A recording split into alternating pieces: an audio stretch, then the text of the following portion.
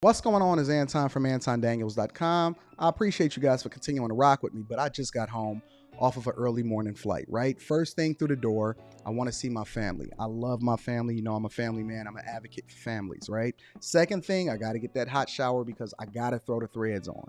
The threads make me feel like $1,000,000, but the third thing through my mind and all throughout the trip is that I gotta have that Teej pack. Teej makes my life uncomplicated. It's uncomplicated skincare for men. The first way that I started specifically was their level 1 system. It's a daily face wash to get rid of the dirt and grime on your skin. 2 times per week exfoliating scrub to get rid of the dead skin cells.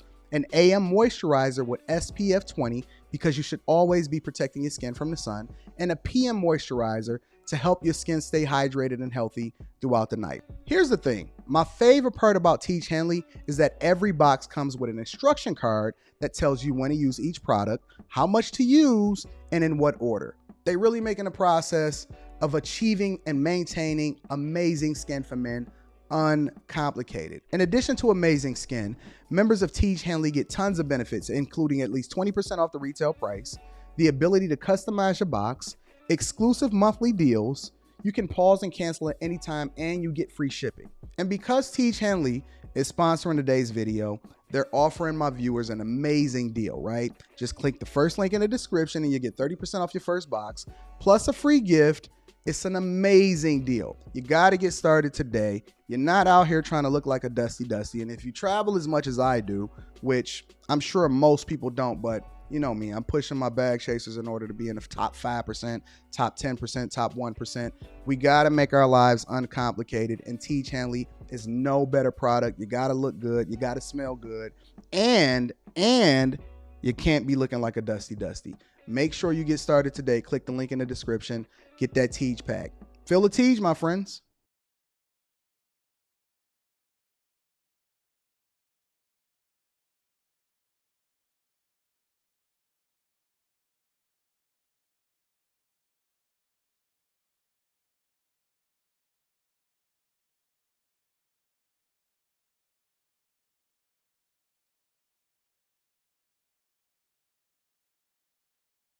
What's going on is Anton from AntonDaniels.com.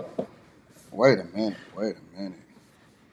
Microphone ain't popping the way that I would want it to be. What are we missing here?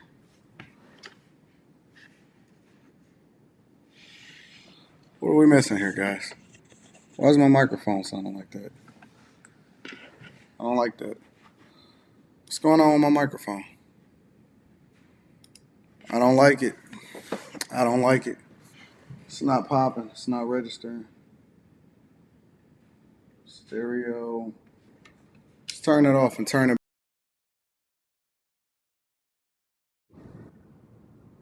Yo, it's a Tubi movie on here called Holiday Heart. They got Ving Rhames on it. Have y'all seen this crap? I didn't know that Ving Rhames was dressing like a drag queen. What the heck is going on out in these streets, bro? Let me make sure my interface is right.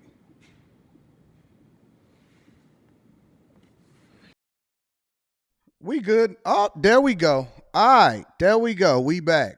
What's going on is Anton from AntonDaniels.com. I had to reset my multi-track recorder in order to make sure that everything is popping. The R20. What up? Yo, I just cut the TV on before I went over to YouTube so that I can have you guys up on the TV. And this movie called Holiday Hearts that apparently Ving Rhames is on.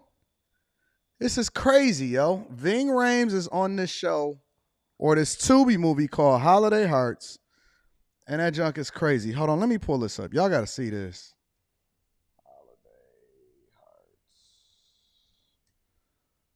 Holiday Hearts movie from 2019. Apparently they got it on Tubi.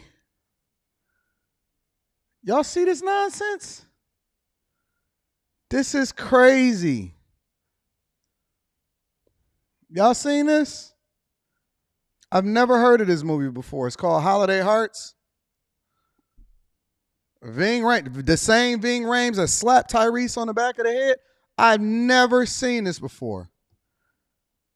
This is crazy. I literally just Googled it, and the caption says LGBTQ films 10 merry and gay holiday movies to add to your wish list. And at the top of it is Ving Rhames, yo. Yo, this is wild.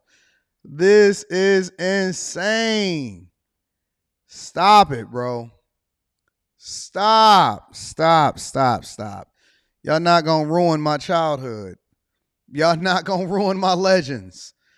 Y'all not gonna ruin my legends. Ving Rhames, say it ain't so. Jesus Christ. Y'all see the cover of this thing on Roku?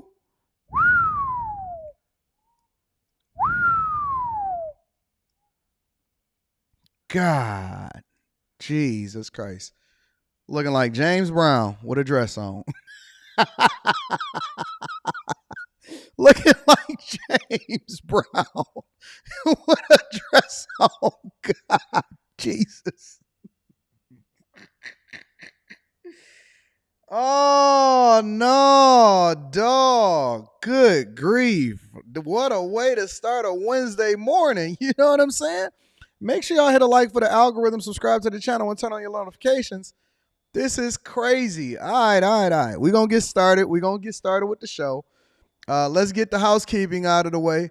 Make sure you subscribe to the Patreon. Link is in the description as well as pinned to the top of the chat. This afternoon or tomorrow morning, I'm going to actually post the details for Ving Rhames. The details for you guys being able to pitch your business so that hopefully I can get at least 10 to 15 people that I actually rock with their business so I can give y'all that $1,000 to $2,000 in funding to get your business started or to vet out whether or not this is actually a good thing for you to be able to go into your businesses. So shout out to y'all. Make sure y'all get that Teach Hanley, sponsor of the show. 30% off your first order plus a free gift. I appreciate you, Teach, for continuing to hold us down. And make sure y'all show Teach some love. If y'all rocking with any other Teach pack or you have not ever tried it, go ahead and try it. I guarantee you're going to like it. Ladies, get it for your fellas. Fellas, don't wait for the ladies to get it for you. Teach Hanley. Also, we got the Wednesday night live stream with the people. Wednesday night, it go crazy on the Anton Daniels channel. So make sure y'all subscribe and make sure y'all tap into that Wednesday night live stream. So that's absolutely awesome. And so we feeling it. Anything else that we need to tap in? Let me get a mental health check. One word. How y'all feeling? Mental health check. Mental health check. Let me get a mental health check of where y'all at mentally, spiritually, physically, emotionally. If your girlfriend is getting on your nerves, let me know that in the chat. If your boyfriend is busting down somebody else, let me know that in the chat. If you didn't like one of the reels or the shorts or the TikToks that I posted recently, let me know in the chat. One word. I see great, ecstatic, driven, goofy. Okay. Feeling great, focused, motivated, wonderful. What up, Messi? Tired, excited, grateful, blessed, fabulous, blessed, cooking tonight. We are improving, rocking, all right. Blessed, wonderful, chill, Atlanta. Positive, drained, thankful, thriving, anxious, blessed, motivated, and stronger. You tired, Trudy? I got you, Trudy. I'm going to get you through your day. Blessed, expeditious. Did that say expeditious? It went by so fast.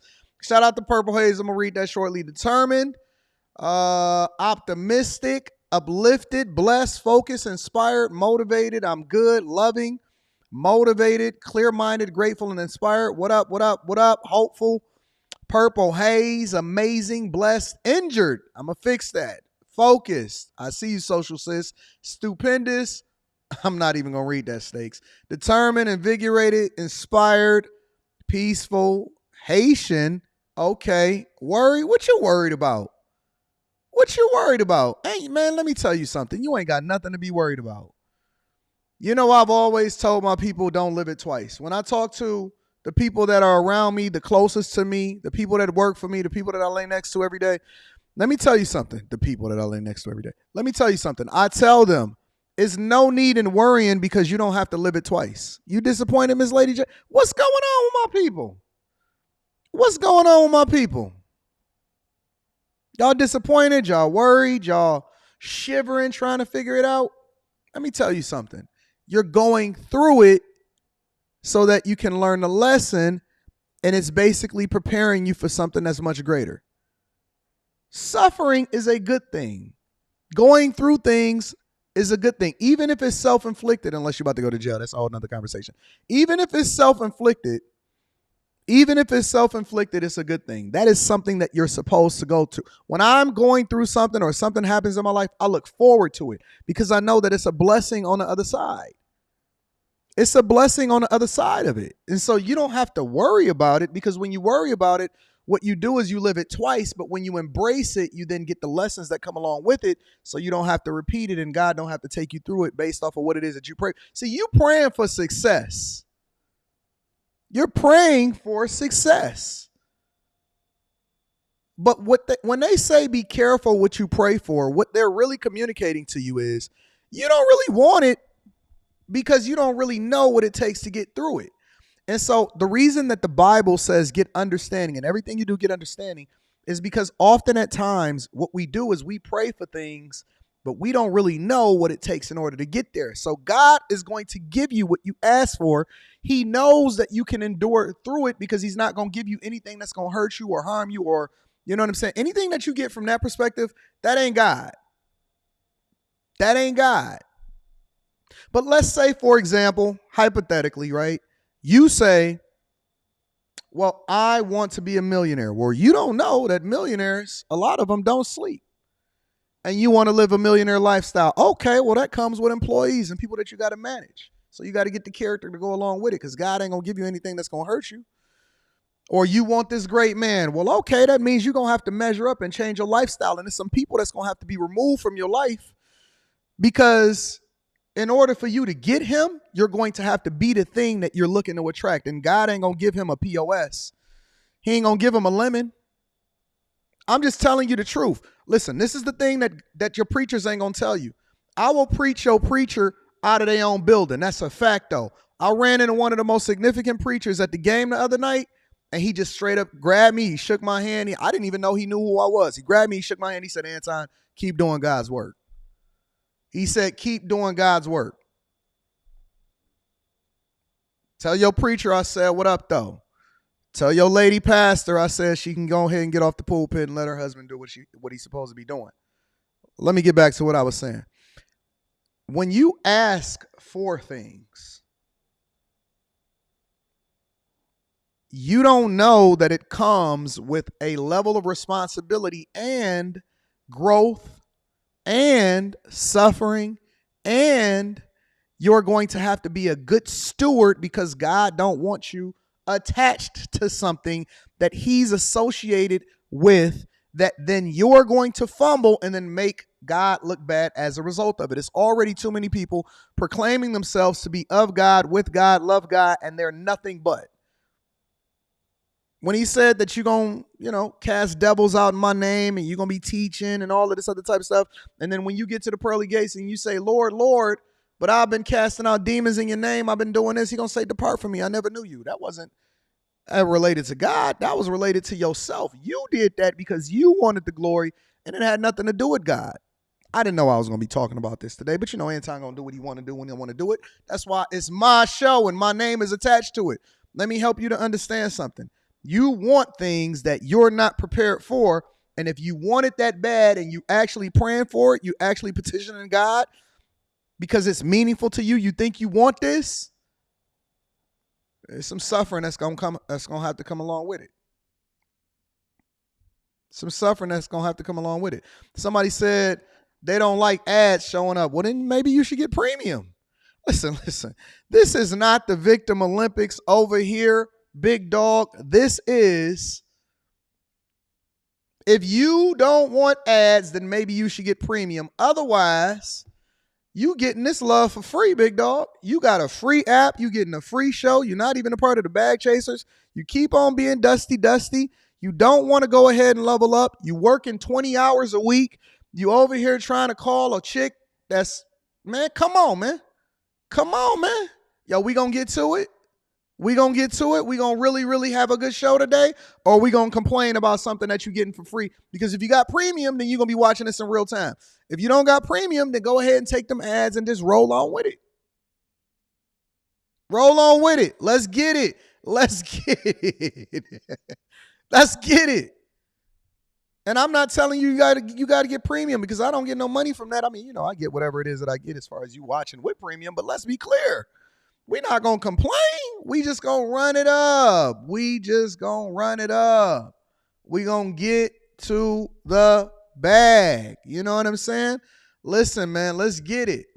Make sure y'all tap into the Patreon. That link is in the description, as well as pinned to the top of the chat. Also, we got the live stream tonight. Get that Teach Henley, and let's get to it. We got a lot to go over today. We got these blue cities. Oh, my God. I got some good stuff for y'all today. I'm so excited. You see me bopping up in my chair like this? I got some good stuff for y'all today. We are going to have a great show. We're going to talk about the money. We're going to bring the people to the front of the congregation. We're going to absolutely bring y'all up to speed on what happened on election night, last Tuesday. Elon, we got a lot. We got bankruptcies, where you should be investing your money, how people are spending their money, all that. And we got to get to Chicago. Chicago, you are, for the rest of the year, you my trick. Yeah, the people of Chicago should be thanking me. We're going to get there. All right, let me read a couple of the super chats first. Let me give a shout out to Mike That Dude. Shout out to Mike That Dude for hitting me off with the 10 ball on Cash App. Mike That Dude, you so nice, man. Straight up. Also, on top of that, let me read a few of the super chats. The early super chats of the show, I like to read them because I don't ask for it, but I just appreciate you guys. So I always got to acknowledge the people that support the platform. Ron Moon says 3.3 thousand likes 5 minutes into the stream is crazy. Nah, YouTube is messing. YouTube, I don't know. They got to get their developers on code, but that certainly is not the amount that I see. I see a disproportionate amount of missing likes, though, so make sure you get the likes up. Shout out to my people on Facebook also. Purple Haze says Ving Rhames looking like Patti LaBelle with a new attitude.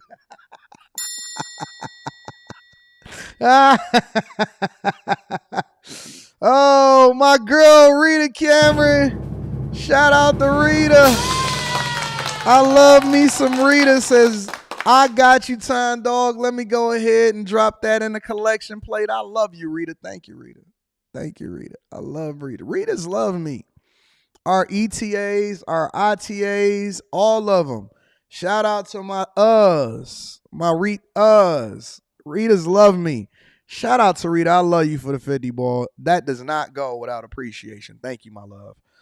Pretty Boy 79 says, you really out here saving lives. Your tribe appreciate you. I appreciate y'all also. And y'all have an opportunity to meet with me at the next meetup if you haven't met up with me at any of the other 20 meetups that I've done so far. And you can come and kick it with me, have a good time. Make sure that y'all got y'all gum, y'all mints, and y'all brush y'all teeth. We're going to go ahead and get into it. Ohio did pass the recreational marijuana, but we're going to get to that tomorrow. We got a lot that we got to cover. We had to pick and choose what we wanted to cover today, so I picked the best of the best in order to inform y'all. I'm going to be reading super chats throughout the show. Make sure that y'all support the platform. I love y'all, appreciate y'all. Y'all ready to get started? Y'all all a part of the Patreon? Y'all bag chasers yet? Y'all part of the Patreon? Don't worry about it. We're going to get to it. Let's do these quick hits. Let's get it popping. First and foremost, I'm disappointed in you guys. With all of this hard work that we've been cooking up with on a Millionaire Morning Show for an extended period of time, y'all decided that y'all wanted to be distracted by things that wasn't going to be relevant to you in order to vote the people in the office that's not best for you. Did you know that Kentucky, as far as their governor, switched from red to blue? They went with a blue governor. Let me bring y'all up to speed on what happened on Tuesday night. Overnight, Democrats celebrating a series of key victories, with abortion rights again proving to be a potent political issue heading into 2024. Abortion access is the law of the land in Ohio. In one of the country's most watched swing state races, Ohioans voting to guarantee abortion access, enshrining that right into the state's constitution. Ohio becoming the 7th state to vote to protect abortion rights since the Supreme Court's ruling last year overturning Roe v. Wade. We own our own bodies. In deep red Kentucky, abortion rights also at the heart of Democratic Governor Andy Beshear's re-election campaign. This is our chance to build that Commonwealth we have always dreamed of, to stop the fighting, to push away the division. Beshear defeating the state's Republican Attorney General Daniel Cameron, who was backed by former President Trump and opposed abortion rights. This brick wall means we maintain our majority in the Senate. And in Virginia, a tidal wave for Democrats who held on to their state Senate majority and took control of the House of Delegates, too. A dramatic rebuke of Republican Governor Glenn Youngkin, who was counting on a solidly red legislature to pass a ban on abortion after 15 weeks, with exceptions for rape and incest and saving the life of the mother. So any sort of scale back of those rights, roll back of those rights that Governor Youngkin was offering, essentially, was repudiated tonight. One election night win for Republicans in Mississippi. Thank you, Mississippi. Where incumbent Tate Reeves won a second term as governor, beating Democrat Brandon Presley, the cousin of a famous Mississippian, Elvis. And in Philadelphia, history was made. Democrat Sherelle Parker becoming the first female mayor in the city of brotherly love. So all those national results allowing anxious Democrats and President Biden to breathe a sigh of relief this morning after a series of recent polls showed Biden trailing in a 2024 rematch with Mr. Trump. Where do we start? So I guess we all moving to Mississippi. MISSISSIPPI. So we all going to Mississippi is the only people that know how to move appropriately. Let's see. Philly. Shout out to Philly. Kentucky. Ohio. All across in these local elections. A lot of y'all probably didn't even know that an election was going on in your city. But all across the world, all across the United States of America, we got a wave of blue. And every single person, the majority of the people that show up to the polls, they just so happen to be female. They just so happen to be female.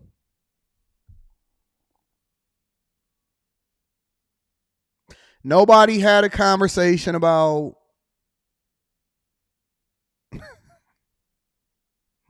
budgets, infrastructure, policies, millages, taxes, education, public transportation, migrants, sanctuary cities, drug use, empowering police officers, culture.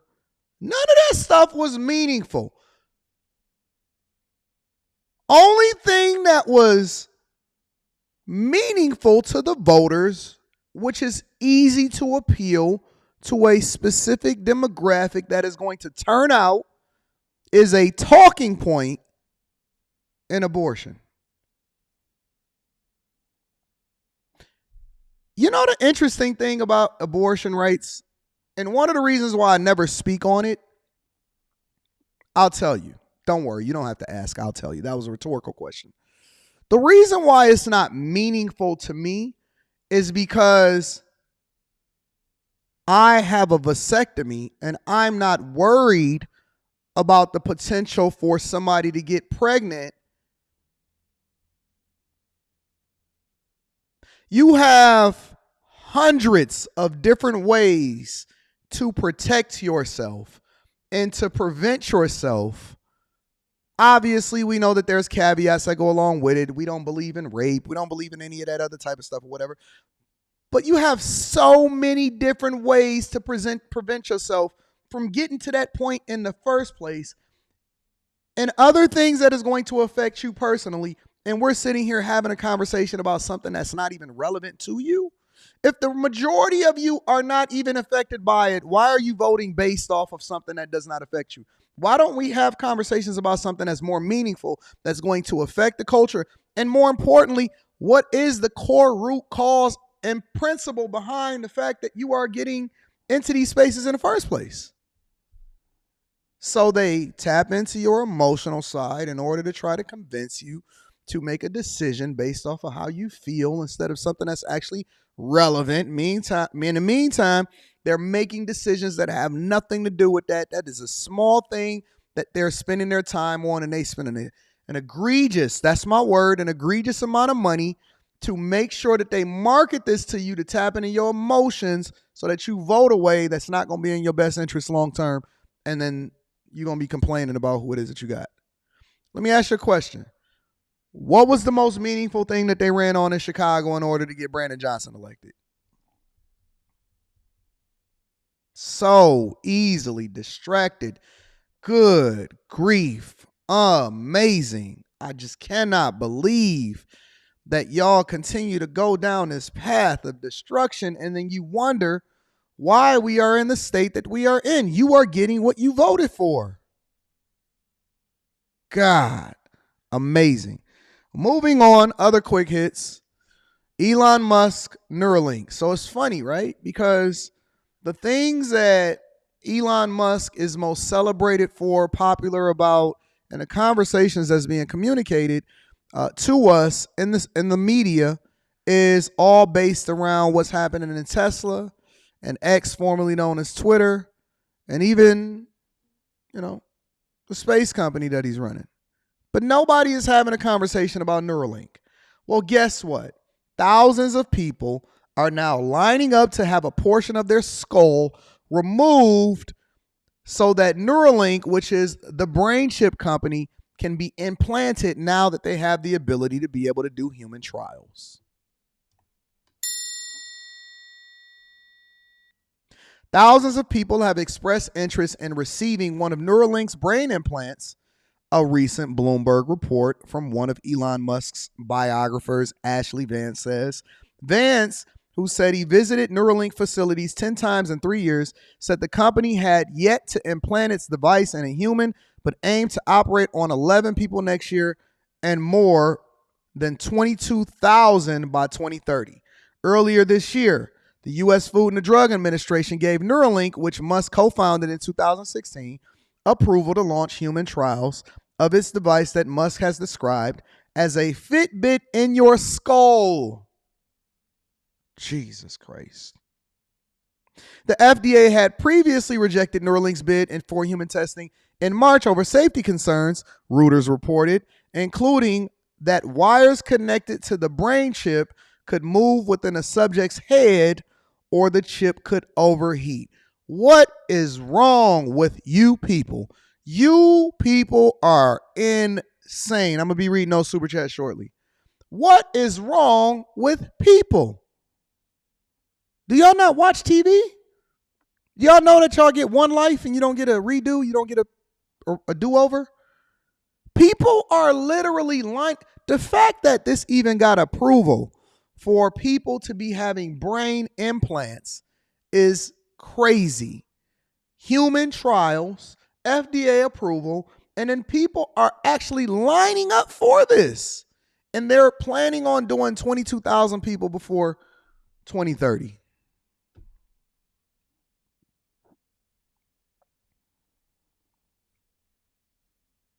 Insane. Continuing on, over to the money, something that's actually relevant, that won't disappoint me. Warner Brothers Discovery, which is a merged company with other entities that then allows for them to be able to act as a conglomerate, stocks plunge as weak ads from 2024 outlook is now emerging, right? Warner Brothers stock fell as much as 15% in early trading Wednesday after the company noted ongoing weakness in the ad market, saying it could impact visibility in 2024. CFO Gunner said, what a heck of a name, said the company's post-earnings conference call that 2024 will have its share of complexity, particularly as it relates to the possibility of continued ad struggles. Okay. He added that it's unlikely from today's perspective that we will hit our ad target leverage range by the end of 2024 without meaningful recovery of the TV ad market. Let me tell you something. A lot of these companies are going to fold. Some of the biggest companies are going to go away. They're going to fold. They are not going to be successful as of right now. Ad revenue is down for them, and they're competing for eyeballs with innovative companies, and TV revenue is going to continue to plunge also as people cut the cord and cable, and they have to make a decision of what it is that they want to subscribe to. So Warner Brothers Discovery's biggest play, in my opinion, and a lot of these companies that are trying to leverage ad revenue spend and things like that need to be leveraging their portfolio, in my opinion. The best companies are the ones that take the assets that they have and continue to make money from it as a result of it. The problem is that they started to push companies like Netflix because they were saying that they were going to develop their own ad revenue vehicles. The problem was that they pushed companies like Netflix to then innovate, and Apple, and so they started having their own programs because they didn't want to get left in the cold. And so now they can't make as much money off of licensing their deals and their movies and their content and stuff like that. And so I think that ad revenue is going to continue to plunge for a lot of these companies, including Warner Brothers. I personally would not invest in it. I am not investing in Warner Brothers Discovery, and I don't suggest that you guys do so either. Okay? So that was your quick hits for today. I am very, very disappointed in what is happening out here in these streets. You know what I'm saying? Very, very disappointed in what is happening out here in these streets, ladies and gentlemen. Let me read some of these super chats, and then we're going to go ahead and get started with the show. CJ Johnson says, tell your pastor I said, what up, though? Straight up from Detroit. Tell your pastor I said, what up, though? And tell your prophetess I said, what up, though, too. Sammy Danko said, Anton, I got this 2-ball I'm dropping off in a complexion plate. Thank you, my friend. My name is Corey, is in the building with the 20-ball. Said, just showing love. Thanks for the daily stream and a continued added value. No, thank you for continuing to rock with me. My name is Corey. I appreciate you, C. Keep rocking with me, big dog. Big things to come. Chill Will in the building says, Anton, what up, though? I love my people from the D. Love from H-Town. We ain't as bad as you think. We have issues, but we better than the shot. That's a fact, though. That's a fact, though. I agree with that. Absolutely, Chill Will. My dog, Classy Beats, is in the building, says, good morning to the Chasers. Appreciate you, bro. Anton, you to go. I can roll with that. I love that. Enforcer 2K9 says, yo, I never got my voter information book or vote by mail ballot this year like I did for last year. Is it just me, or make sure y'all get on that? Make sure y'all get on that. Sammy Danko in the building says, don't sleep on hybrids. Instant fill up and long range. No need to wait on charging. Electric is dope, though. Just think it has to get better. Excited for the future. I agree with you. I actually get my Porsche back on Friday. So the Porsche is all ready to go. Just being calibrated at the dealership. KD says, repeal the 19th. Women have suffrage. Have suffered enough. Interesting. Kung Fu Hustler is in the builder, says, my favorite show. Keep going strong, bro. Thank you, my friend, for holding me down. Also, on top of that, I got my dog, Mr. Lot. Mr. Lot says, nope, imagine trying to bust down with a Neuralink in your head and check out afterwards. Man, it's crazy out here, big dog. I don't know what these people is doing. Enforcer 2K9 says, remember when they forced the vax on everybody or else? Apparently that was a test run for this Neuralink thing. Ain't no my body, my choice. Watch. Thank you, my friend. Also, Cheyenne. Oh, Cheyenne, you looking gorgeous. You are looking gorgeous. I got to get my girl Cheyenne. Cheyenne is in the building, says, just showing love. I love your videos, and I love you for supporting me. Thank you, Cheyenne. I appreciate you, baby girl, and thank you for always holding me down. Make sure y'all hit a like for the algorithm, subscribe to the channel, and turn on your notifications. We're about to get started with the show. Oh, my God. I can't even lie. It's about to get real Shabba ranks up in this mother. Dude. First and foremost, sponsored by T. Chanley, 30% off your first order plus a free gift. A teen is facing 99 years in jail. You welcome, Cheyenne. A teen is facing 99 years in jail. All because of what? They wanted to go viral on social media. When y'all gonna stop clout chasing and chasing the algorithm and start chasing God? When y'all gonna stop clout chasing the algorithm and start chasing God? Just curious. Shout out to my dog Tommy Lofton. Yeah, he facing 99 years. We're not playing with y'all no more. We throwing y'all in jail and we throwing y'all under the jail. Let me go ahead and share with y'all what's going on out in these streets. Make sure y'all hit a like and share this with your friends and family. We're learning more about one of those social media pranks that is hardly funny. A 19-year-old runs up on two unsuspecting people and sucker punches them in the back of the head. Yeah, this happened in Cyprus, and the video, of course, getting a lot of attention with hundreds of comments and reactions. Tonight, our Jason Miles found and talked to the young man behind the stunt. Jason, what was his response tonight? Well, he's regretful. Honestly, I didn't expect him to answer the door, much less come out and talk. But tonight he says he regrets the behavior so many are now condemning online. Not far from peaceful Wortham Park, where he's accused of randomly punching strangers. Do you regret it? Yes, I do. Okay, first, let's have a come to Jesus moment, all right? I'm always a fan of people that talk when they have pending charges against them because we want the criminals off the street. I don't want y'all stealing my Kia. Actually, I don't have a Kia. I don't want y'all stealing my Hyundai. All right? So I'm always a fan of people that feel comfortable talking to the media and they facing 99 years in jail. That's number one.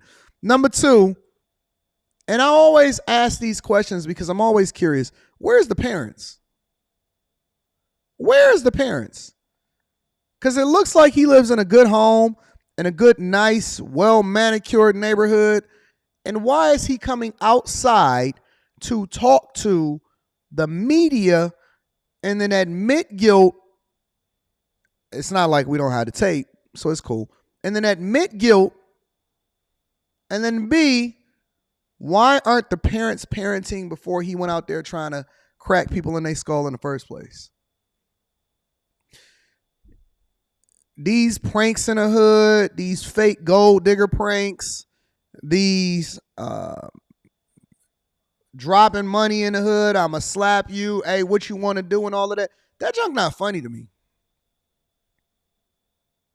That is not funny to me. It's not funny. It's not cute. I don't know how these videos continue to be popular. They've already been proven to be fake, the overwhelming majority of them. Some of these guys, I seen a guy do a video where he did a gold digger one and the girl walked away and then she turned around and she was walking back up to his Challenger, or I'm sorry, his Charger. The Charger had a bullet hole in the bottom of it. I'm like, y'all going for that? And then a woman walked up to him like, oh my God, I didn't know that you was driving in a Charger. Where? What women? Y'all know women that actually go up to dudes just because they got a Charger or a Challenger? It wasn't even a Hellcat. It was the one with the bumblebee on it. It was a Scat Pack. Where the parents at? Where's the parents? Cut that mop off your head, fam. Cut that mop off. I know y'all keep saying, oh, Anton, no, it's our cultural. Man, you not in Africa. You in the United States of America. And if I catch you speaking any other language inside of the chat, moderators, you have my authority to time them out. Don't ban them. Time them out. Y'all gonna start paying attention. You's in the United States of America, and you gonna get your act together. I'm tired. You not in Africa. You not in Haiti. You not in South America. You not in Japan. You not in nothing. Maybe if y'all was in some of these cities, y'all would get y'all act together. You're not hunting lions, tigers, and bears. You don't got no spear. Why y'all keep having that mop on y'all head? I'm just curious. What is up with these mop heads? That's why Mayor Brandon Johnson over there in Chicago feel like he can go ahead and have that mohawk, the brohawk on top of it, and then he got his S curl in there, and then he get the grays with the black coming out of it. And it's like, man, what the 19-year-old Alfred Lewis spoke with me about how he feels about it now. You know, I just made a mistake, and everybody makes mistakes. This is the video in question, first shared with KHOU 11 via the Nextdoor app. In it, you can clearly see Lewis striking a man in the head from behind before he turns around in shock. I know, like, from the video, all you see is, like, the bad part about it, but what people didn't see was that I shook his hand after, and not you punching me in the head and then shaking my hand afterwards. What? So wait a minute. You can come in, punch me in the back of my skull, possibly kill me, unsuspecting, sneak me, sucker punch me. Now, if I'd have had that ooh-op shebang on me, it would have went. See, hey, people ain't playing no more. You gonna run up on Homer Simpson, a dude that's built like Homer Simpson. He gonna have that ooh-op shebang on him, and it's gonna go left. You gonna run up on Homer Simpson, and he gonna have on his Crocs, and they not gonna be in sport mode, and he gonna have that beer belly sticking over his pants. And you gonna say, and then y'all gonna want to protest and send him to jail because you sucker punched him in the back of his head. What do you mean you went up and you shook his hand after you sucker punched him in the head and you was doing it? What do you mean you shook his hand? You see, it was a mistake. No, a mistake is something that you did that you didn't know that was happening and you didn't know any better. This was intentional. This was intentional. See, y'all gonna run up on the wrong one and find out. You gonna do a prank on the wrong one. I pray to God that is never me. That is never me that you ever do that on, bro, because what do you mean, bro? You didn't see what happened afterwards and we shook his hand. Don't even know how to speak proper English. Talking crazy. Look at this dude. Listen to how he speaks. Didn't see was that I shook his hand after and how I had gave the man a hug. That is something we cannot verify, nor can we confirm that another man seen in the video getting punched and grabbed later left on good terms, according to Lewis. I really didn't expect for it to just go so left, you know? I told Lewis that law enforcement is investigating the incident, something his mother and father were also aware of. And your mom's probably disappointed. Yeah, she is. Lewis said the harsh reaction to the video will make him rethink his behavior. And while you in jail. And it's unfortunate because this boy said that he got a mother and a father that is active in his life, and he out here doing some of the most dumb things in the world. He got a mother and a father in his life, and he's embarrassing his family. Wouldn't even show my face on camera. Wouldn't even show my face on camera. Hopefully be a lesson for others.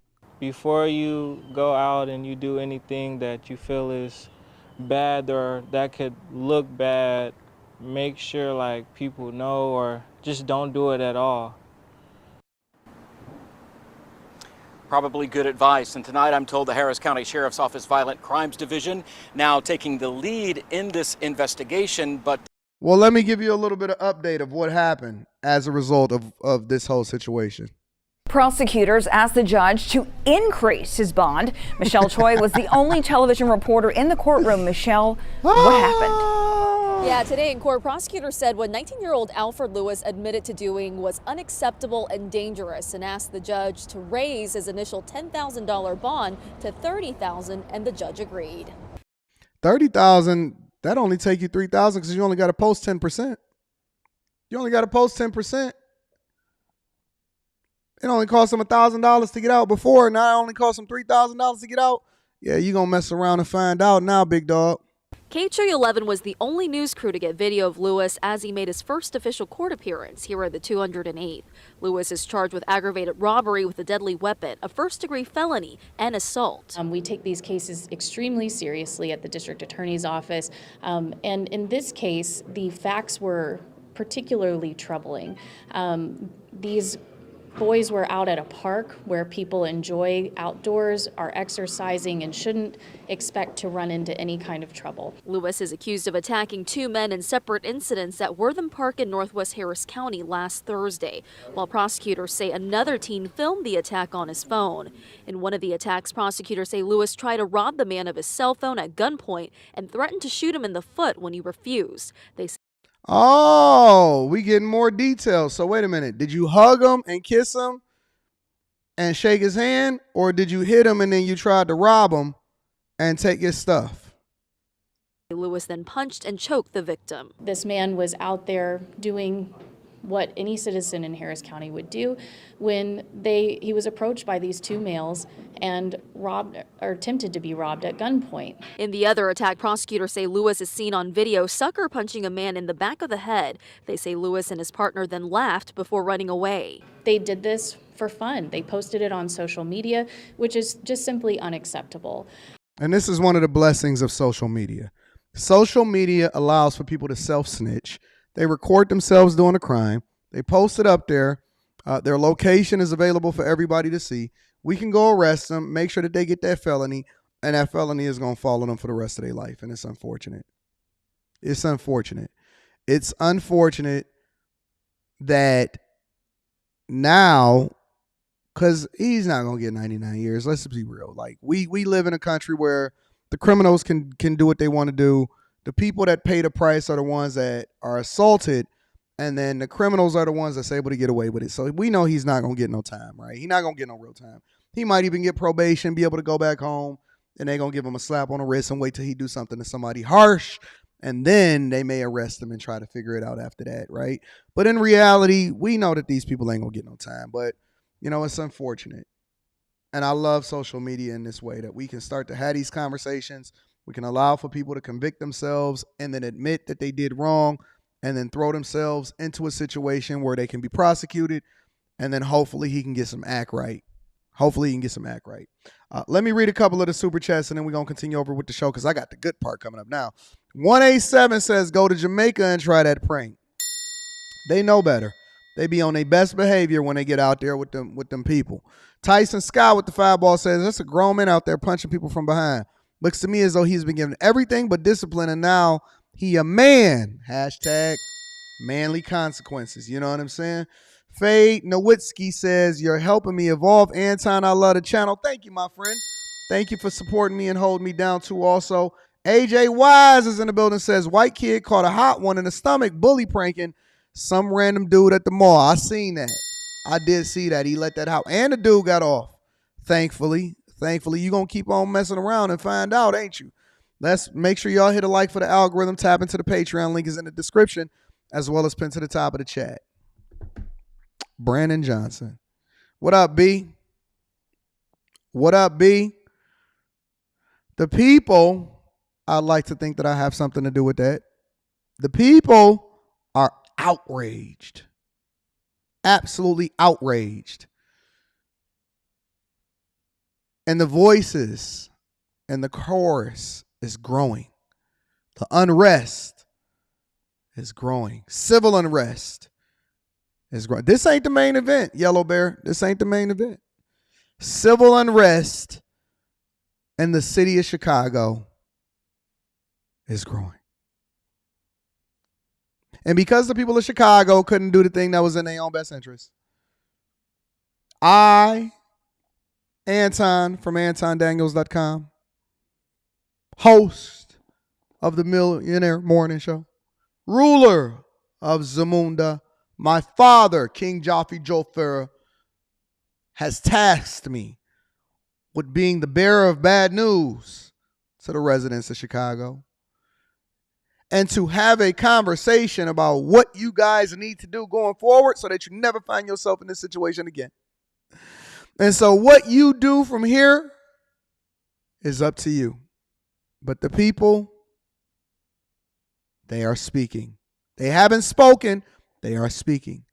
And they are saying, Mr. Johnson and all of the aldermen and all of the people that want to continue to hold us under the jail, under the ground, keep us suppressed, no police officers, but you pouring all of the money and all of the resources into making sure that you take care of people who you know not of.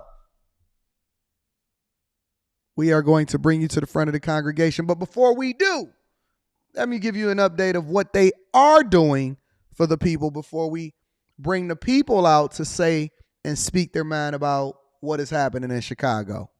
Move-in day finally here for dozens of migrant families who will now call Westtown home. But the shelter on Western Avenue does not come without controversy. Casey Cronus is live there with the very latest on this move-in day. Casey? Hi, Anthony. A couple of residents recently filed a lawsuit against the city, hoping to stop migrants from moving into the building. But last week, a judge denied their request for a temporary restraining order. Located here near Ohio and Western, the building has undergone repairs in recent weeks to prepare for new arrivals, including adding more bathroom facilities.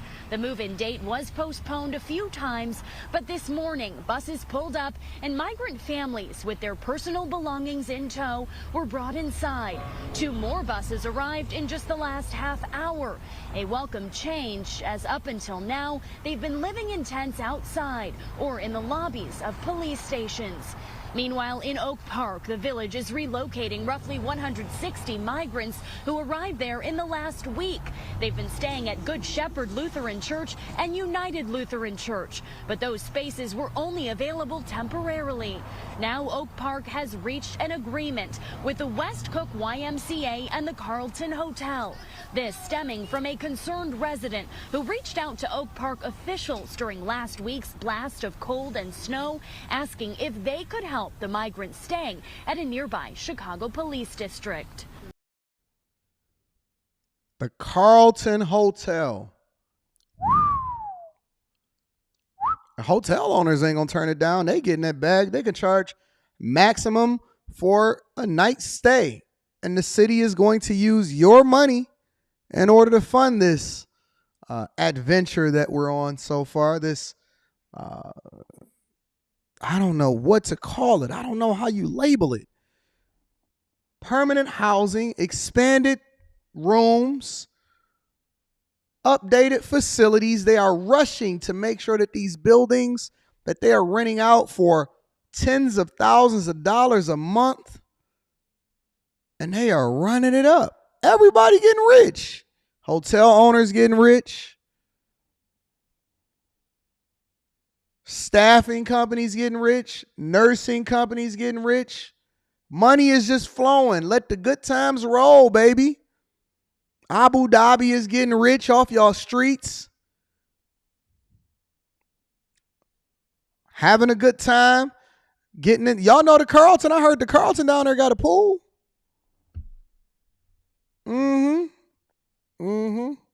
Citizenship, jobs, cars, credit, all of the good things that come along with life that you had to work. I had to work my whole life to fight for what it is that I got in this lifetime. And they have all of the amenities and all of the opportunity, and they are winning at the highest level. How you feel about that?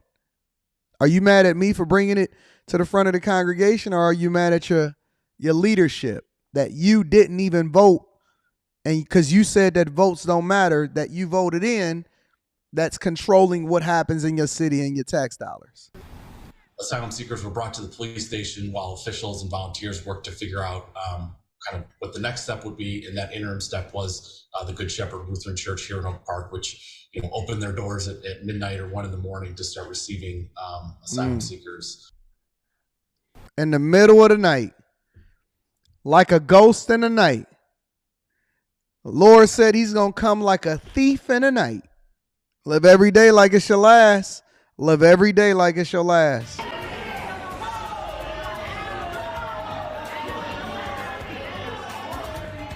First of all, no sanctuary from trouble. There's chaos at City Hall as protesters take over the meeting about Chicago's status as a sanctuary city.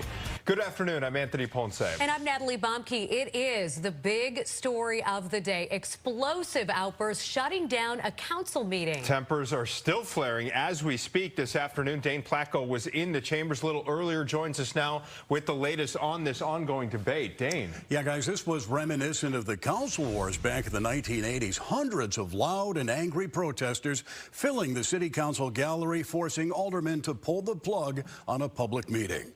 Okay, let's clear the room. Sergeant in arms, please clear the room.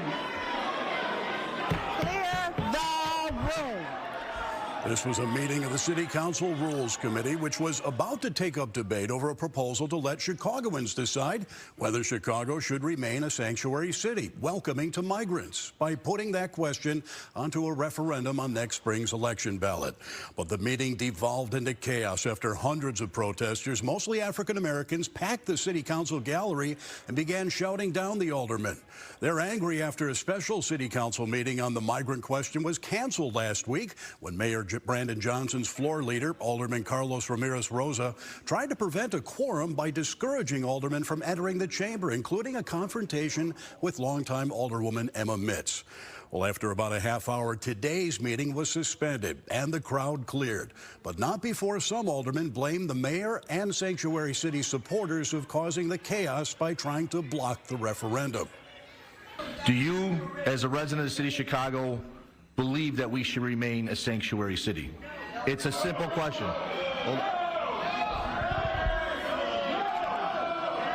The people are tired. They have spoken.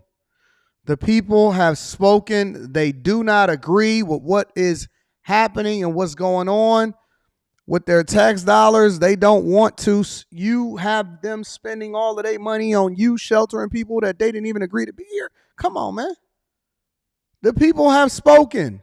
And now you got politicians posturing. And politicians act like they're now against it. No, you was all for it just a second. It was all good just a week ago. It was all good just a week ago. Now they flipping on you, B. The people turning on you, B. Johnson. The alderman is turning on you, Brandon. The people in the United States of America have made you famous. Anton from AntonDaniels.com have made you famous, Brandon. Yeah. You thought that you was going to go out here and then walk around with your teacher background and your family was preachers and teachers and you thought you was going to put on a bro-hawk and that was going to be the end of the conversation, huh? No. We want to hear what the people got to say. The people said that they wanted to address B. Johnson specifically, and they wanted to get their thoughts off. And it was all captured and all recorded. I'm going to let y'all hear some of it, and I want y'all to see what his demeanor is. I want you to see how haughty this man is. I want you to, because he had to be here. See, it's different when they don't have to be there, but this was a part of his job. So he had to be there. And he had to sit there and he had to take it. And he stood up to the people, literally. He stood up to the people, literally. And he said, do your worst. Do your worst, people. Let me hear what you got to say. For automatic review. The first speaker is George Blakemore. You have me number one, where you can steal my minutes, manipulate my minutes. Anyway, I heard something through the grapevine, no, through public radio and TV, say the most racist city, Dr. King said, was the city of Chicago. The most corrupt city in America. On the news I heard was the city of Chicago. Something is wrong. If the city is racist and if the city is corrupt, something is wrong with the people. Something is wrong with the people here to let this go on. Now let's saga between Emma Mitz and this Hispanic Rosa. Did you know that? You know what that means? When you hit somebody, well, that's a felony. When you're pulling on somebody. We need zero tolerance when our elected officials decide to do battery. He doesn't deserve any to be on this. You appointed him as your floor leader, so I hold you responsible too, because you didn't know what you was doing. You didn't know what Chicago is disgraceful. Illegal immigrants are coming in. Illegal. And you know why they're coming? To place the native blacks. This is the people. This is not me. The people finally got an opportunity to speak to Brandon Johnson face to face. Let's be clear. We ain't gonna judge they circumstance. We not gonna judge where they come from, how they talk, how they speak. These are law-abiding, tax-paying, United States of America citizens that go to work every day, and they are tired. They are tired. They said, listen, this city been corrupt. We knew it was corrupt, but we didn't know y'all was just going to spit in our face. We know that y'all was just going to parade it in front of our face and then like at least hide it. At least act like you don't know what's going on. They said, man, we tired. We's tired, boss. A sanctuary. Anybody needs sanctuary is black people. We need this. There's something wrong with us black people. Get rid of all of these black aldermen. We got black faces in high places, but they don't represent black people. On the plantation, you know what the white man made? He didn't make a strong black man. And some of you all still have a plantation mentality. You, all of y'all, now you looked at race, you thought Paul Vallis, I didn't vote for. Brandon Johnson, I didn't vote for. Because I know neither one of them wasn't about nothing. And nothing. They about to shout and get the Holy Ghost. The Holy Spirit has come down upon you, speaking in other tongues as the Spirit of God gives utterance. He said, whoa, praise God. The Spirit is high in the room. Can I get an amen? Can I get a tabernacle in the chat? From nothing, lead nothing. The most racist city, Dr. King said, and on the news they say the most corrupt city of all the cities is the city of Chicago. Is that my kind of town? No. No. Does Black Lives Matter here? No. So the system is broke. The system is broke. The white ones are not a piece of nothing. The black ones, the Hispanic, the Asian, all of them. Thank you, Mr. Blakemore. Your They time said has get that man expired. off that microphone. Our next speaker is Norma Who Rios next? Sierra. Okay, let me hear what Normal got to say. They say get that man off the microphone. I can't believe they letting this happen. Norma Rios Sierra. Not present. Not present. Not present? Okay. Isabel Dabble. Isabel, let me hear what you got to say, Isabel. That got to be a white woman. Oh, yeah. My name's Let me hear what is. I want to hear the difference between, what would you call that man's name? Deacon Elder George? I want to hear the difference between Deacon Elder George and Isabella. Doble. I'm the political director for the Chicago Federation of Labor. The Chicago Federation of Labor is the umbrella organization for Chicago and Cook County's labor unions, from airline pilots to zookeepers. The Chicago Federation of Labor's 300 affiliated unions and their 500,000 members represent a diverse group of workers throughout the area. As the CFL, we fight for the hardworking people of Chicago, from bereaved. You see how much better prepared Isabel is versus Deacon Elder George that came before her? I'm just going to point that out. She is very much prepared with her statement.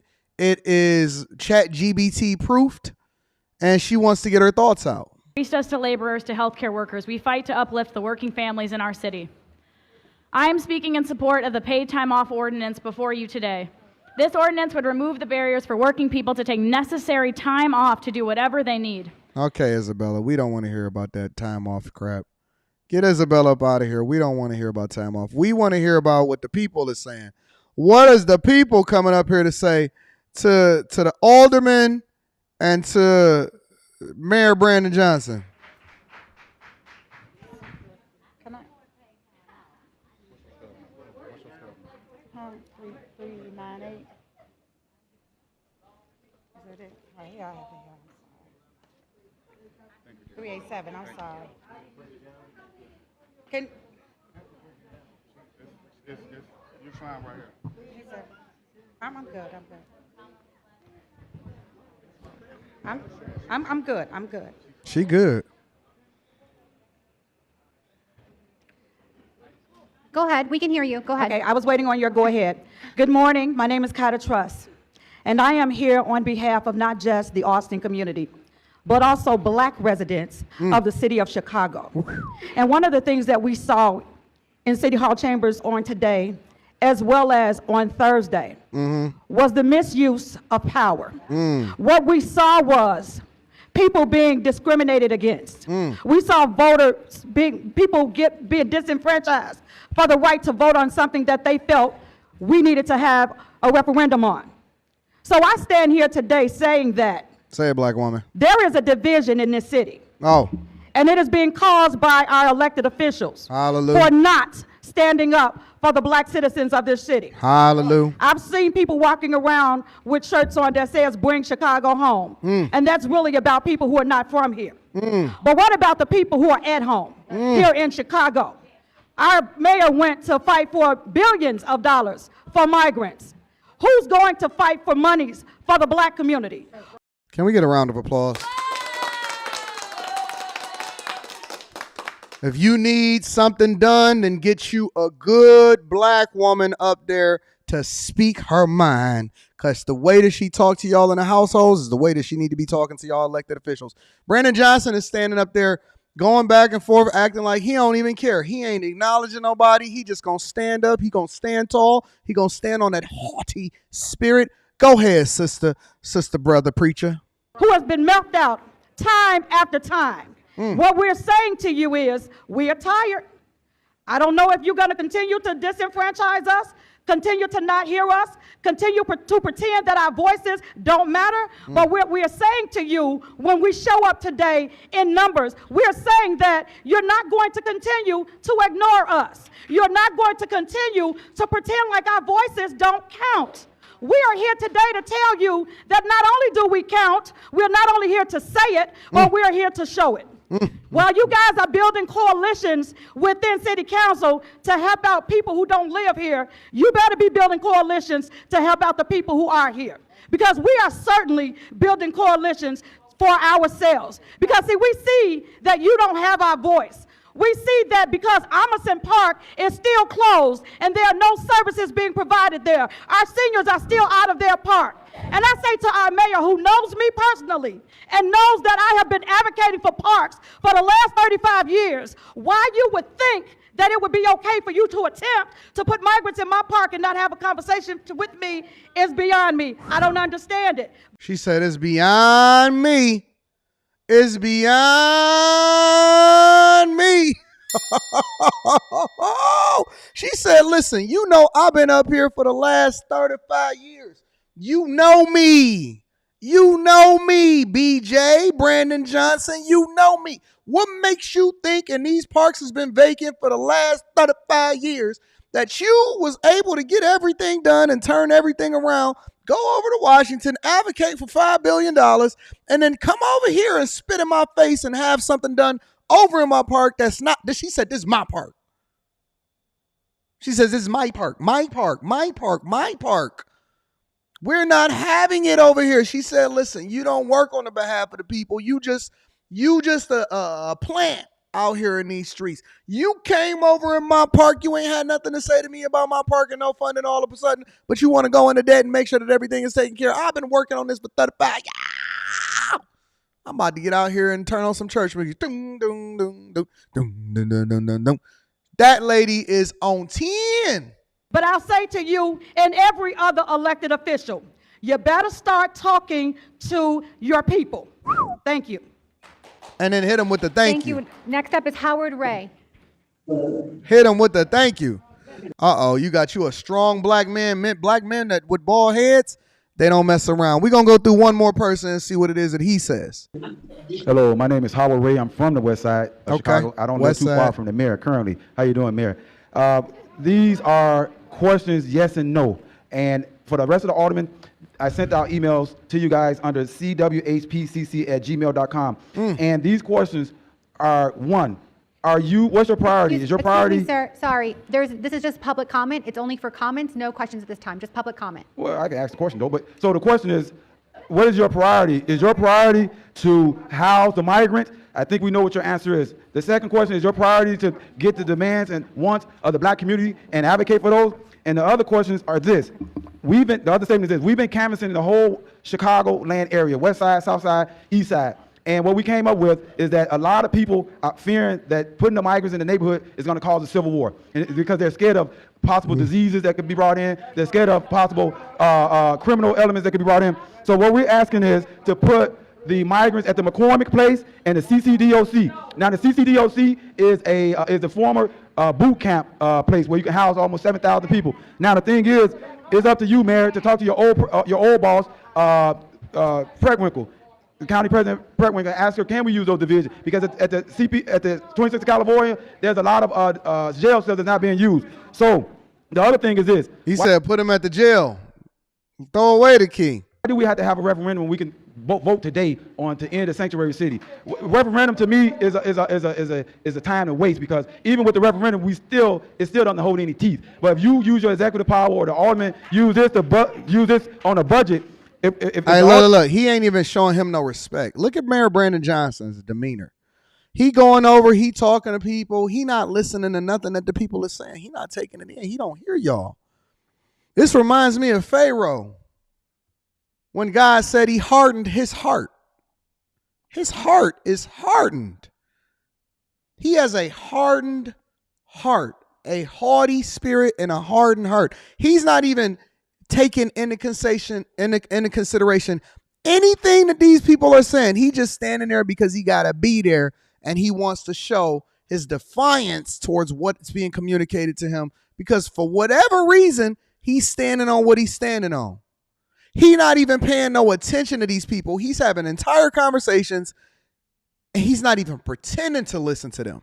Aldermen say we want to earmark this with the budget, then we should earmark with the budget. So forget about the referendum. Look at this. And the other thing is, what I got, 56? Yeah, Mayor, pay attention. Mayor, hold on. Yeah, Mayor, hold on. But if you can nod your head, with the CCDOC and the McCormick. He ain't hearing nothing that these people are saying. He don't care.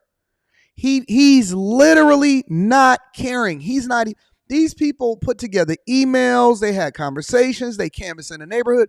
At the very least, you should say, yo, I hear you. I may not agree with you, but I'm listening. I'm an active listener.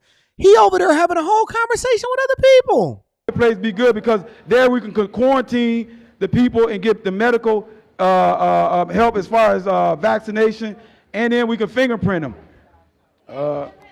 Yeah, I know. All right, so. How defeated? How defeated? Listen, this is not just defeat. This is disrespect. This is not just defeat.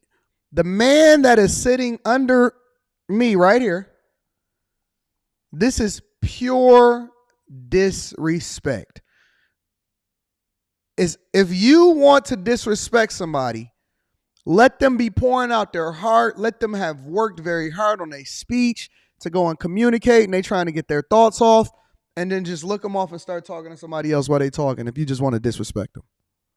If you want to disrespect somebody the same way, like if you really want to like spit in their face without actually hoochooey on them, all you got to do is look them off.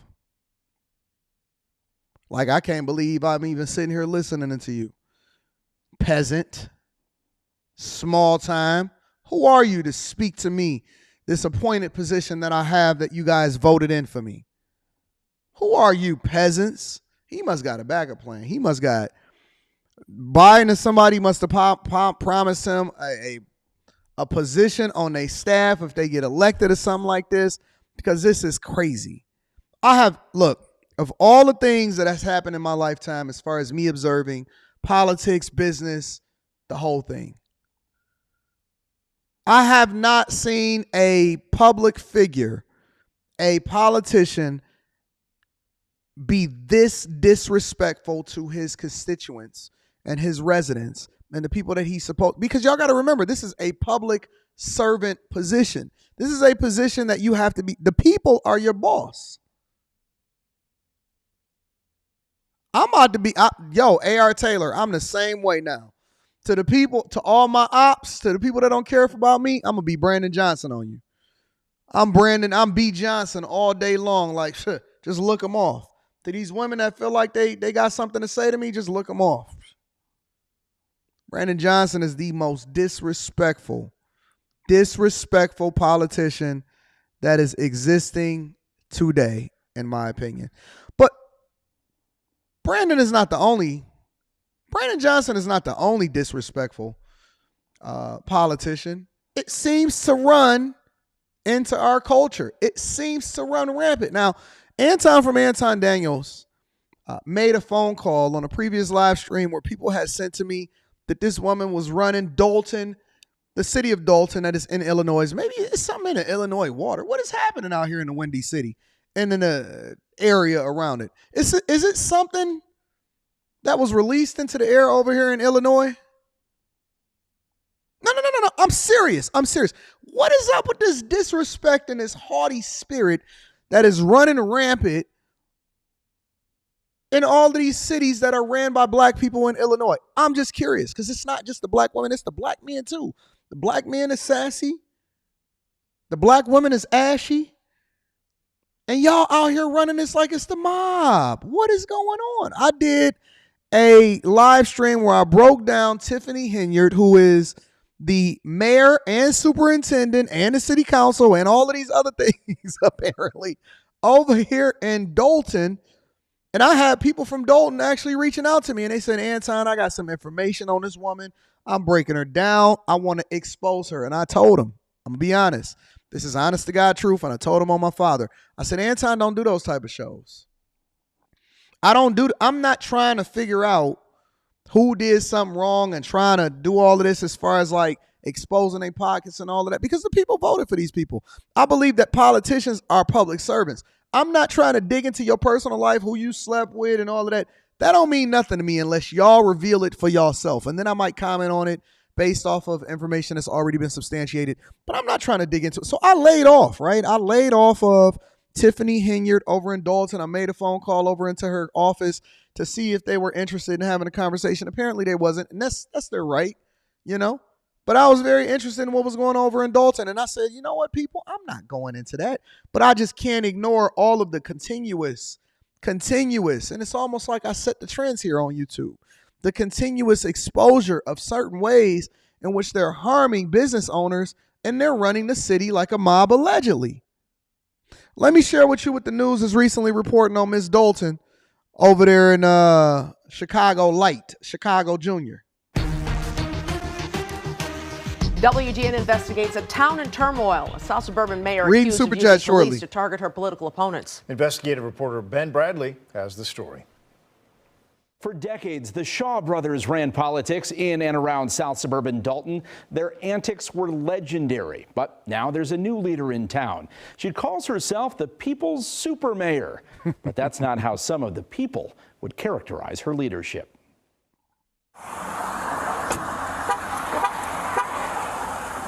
Show me 23.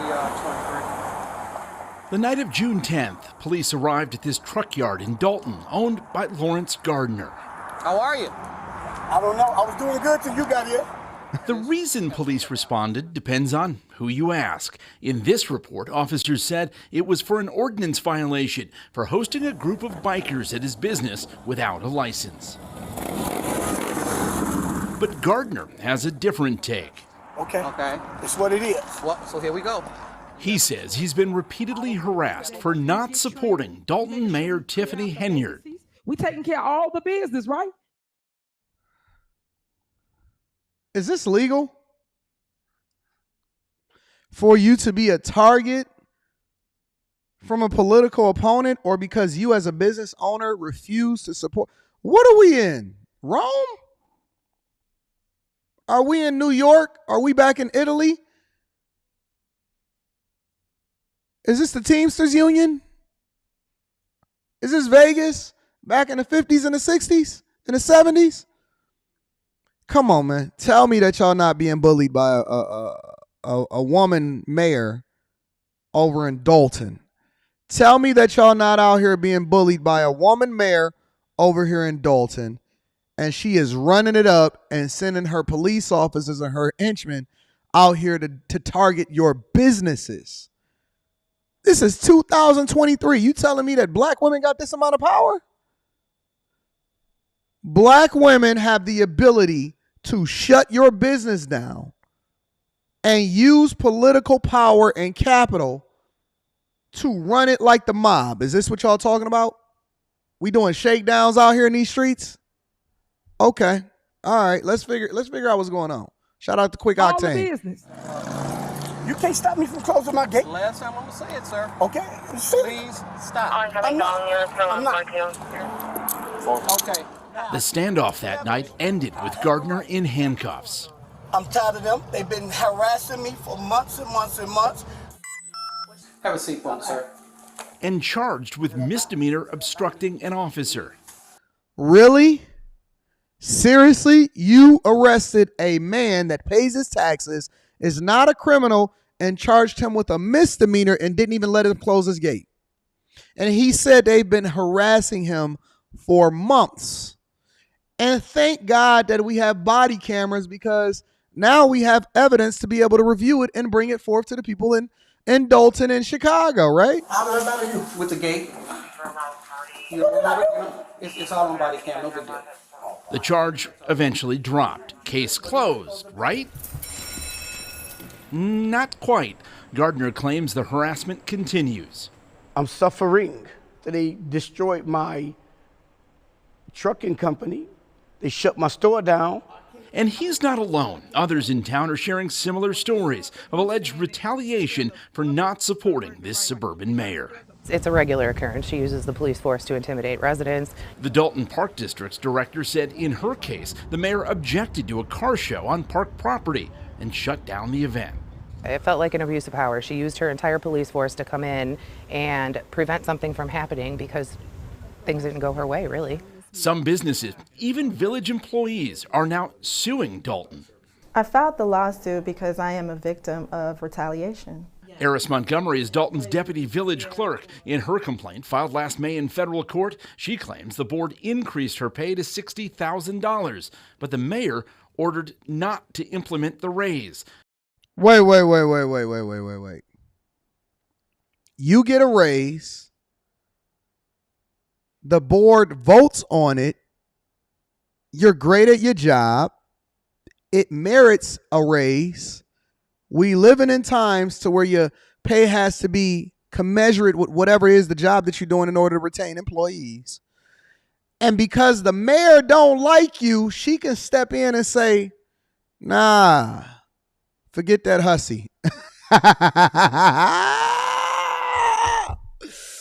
What is happening out here in these streets? Yo, y'all gave black people a little bit of power and not they out here running the table amok.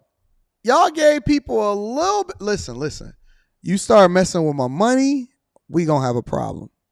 You start messing with my money, we gonna have a problem. I can't believe it. Y'all out here preventing people from being able to get to the bag too. You shutting down people's businesses, trucking companies, preventing them from being able to do what they want to do on their own private property. You holding people back. You listen, because I know y'all want representation without compensation in a lot of these positions. I can't believe this. She Nino Brown. She over here running Dalton like it's her own personal town and piggy bank. And she's celebrating it on Facebook. She on Facebook. Hold on, let me. Because the clerk didn't support Henyard politically.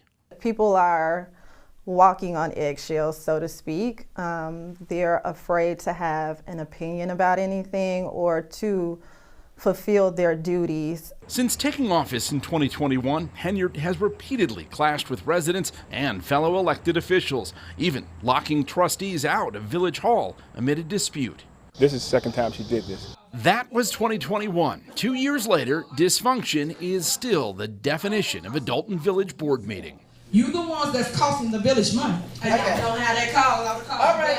Okay. What was she supposed to do? You wanted her to expound? Don't drag out the meeting. I made a motion. It took 30 minutes of yelling just to agree on the order of the night's agenda. Some residents say they are fed up. Until this administration starts respecting us as citizens, I'll be damned if I'm going to respect them as an administration. 3.5 hours later, we had a quick chance to chat with the mayor. At what point is this dysfunction a reflection on your leadership? When I replace my board.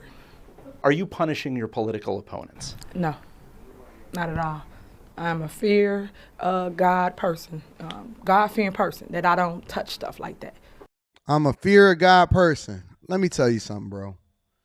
If somebody is being asked a question as to why they did something wrong, or if they're going to do something right, or to be accountable for their actions, and the first thing that they say is, I'm a God-fearing person, you know that it's a problem out here in these streets. That is a red flag when you lean on the blood of Jesus in order to justify how you acting towards the people. I can't even believe that you're electing people into office that can't communicate effectively. If somebody says, I'm a God-fearing person, in order to justify their actions, watch your back. Watch your back. Because God ain't in it. God ain't in it. My name is Bennett, and God ain't in it. Don't you do it. Don't you put that on God. God ain't got nothing to do with it. God ain't got nothing to do with it. Don't you put that on God. And I'm so tired of these Christians continuing to use God or to cast out all of your curses and spells and to hold people down in the name of Jesus. That ain't God. And this is why Christians give God a bad name. This is why you don't like church. Because it has nothing to do with the word. It's the people that profess themselves to represent it. You can't use that as your trump card. You gonna have to be accountable for who you are, what you're doing, and how you're affecting other people's lives. Somebody said, ask her to quote a scripture. All she's gonna say is Jesus wept. You know how they do? Thou shalt not kill. In the beginning. I want people to know that I'm caring. I love what I do. I stay in the fire for them, and I bring products and produce things here in our community for them. Her team said the mayor would not discuss any lawsuits or specific allegations of political targeting. From my perspective, they're sort of kicking these cans down the road and not doing much to defend them. Well, there you are. Attorney Patrick Walsh represents Dalton's deputy clerk and another village employee, both of whom are suing the suburb, alleging they were victims of political retaliation. We've had cases in other municipalities. It certainly happens, but not on this scale. They don't even take steps to try to hide it. Gardner says he's also considering a lawsuit alleging the village illegally shut down his candy store. I lost it all. And his trucking business. There's no freight. I just have a couple of friends that don't have anywhere to put their belongings, so I put the stuff in here to collect a couple of dollars to pay the rent. Back in June, after Dalton had shut him down, Gardner's security cameras captured two people he insists were Mayor Henyard's henchmen. Here it is. Here's the lock they cut. The night of his arrest, Gardner asked if cops were the ones who cut his lock. You know you shouldn't have cut that lock off and went in my property. So you shouldn't have done that. Again, I'm going to say this and then I'm going to let it go. Nobody cut a lock off your property. Okay. All right.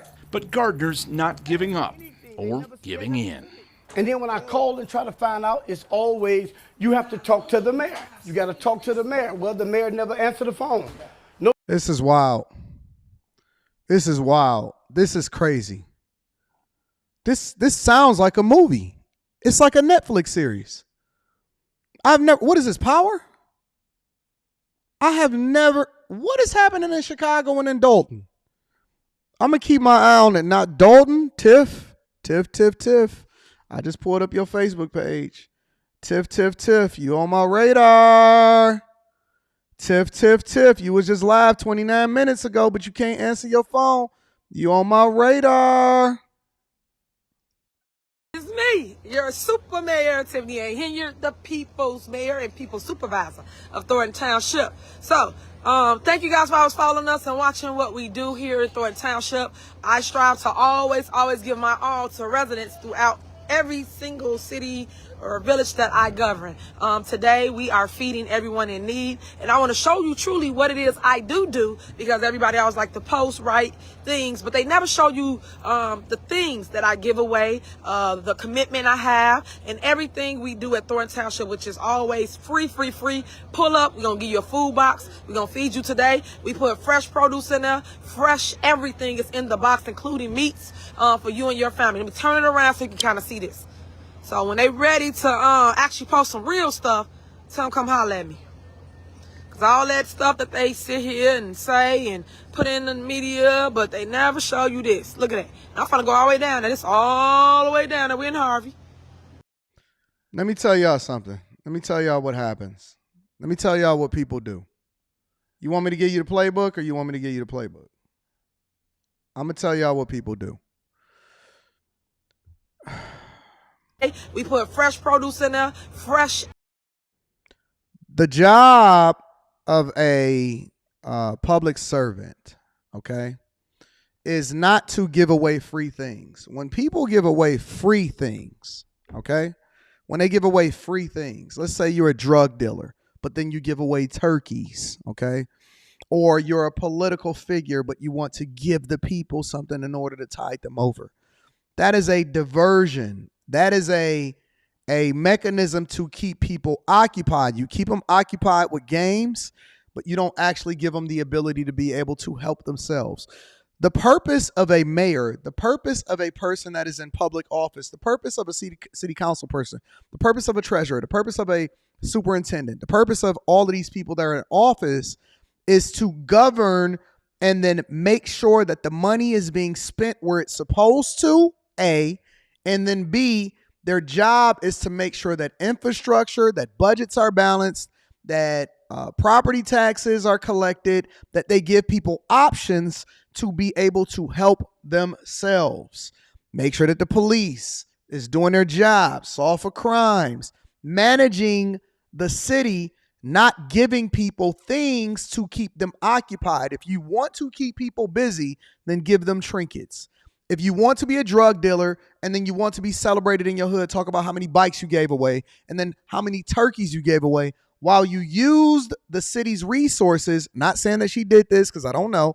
While you use the city's resources as your own personal playground, right? Keep them occupied, keep them busy, keep them with trinkets, give them something that allows for them to be able to be satisfied. Oh man, I rock with her because she gave me a turkey one day, or she gave me some meat, or she gave me this. That is not what government resources are supposed to be for. Shout out to Shallow Psycho. That's not what government resources are allocated for. Government resources are paid by the taxpayer. So A, you don't really have the authority, even though you have the power. You don't really have the authority to spend people's money. This is taxpayer dollars. This is money that was put into the coffers from the taxpayers, including whatever you assess to the homeowners, right? And taxes, whatever it is that you collect in, and payroll taxes, so on and so forth. This is not what you're supposed to be using the funds for. So it's not about what you're doing. It's about how you're keeping people distracted from the things that's actually meaningful. And I cannot believe that y'all continue to fall for this in these blue cities. I named this live stream today, Blue Cities, because I cannot believe that we are this voluntarily ignorant. And she talking about pull up. This is a leader that's talking about pull up and is clapping back at her haters. What in the world are we dealing with here? Would you hire this person that is talking like this? Everything is in the box, including meats for you and your family. Let me turn it around so you can kind of see this. So when they ready to actually post some real stuff, tell them come holler at me. When they ready to post some real stuff, tell them come holler at me. When they ready to post some real stuff, tell them come holler at me.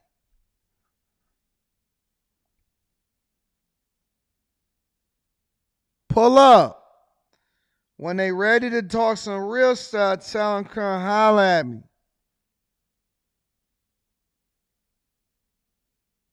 Jesus Christ. You need to make sure that the trash is collected. Good God Almighty. Unreal. And then they continue to lean on the idea that I'm the first black woman mayor in Dalton County. We don't care.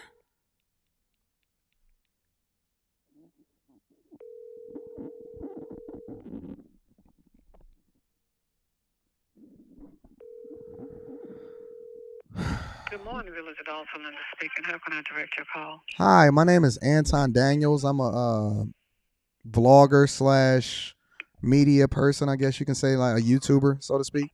And I was wondering if I would love to do an interview with Tiffany Henyard, if that's possible. Who do I speak to about that?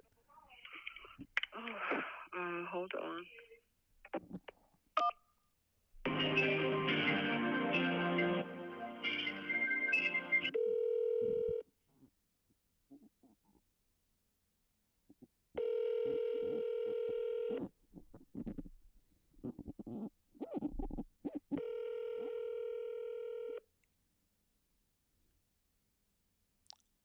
You've reached Medina Neely, Administrative Assistant for Keith Freeman, Village Administrator, Village of Dalton, Mayor Tiffany Henyard.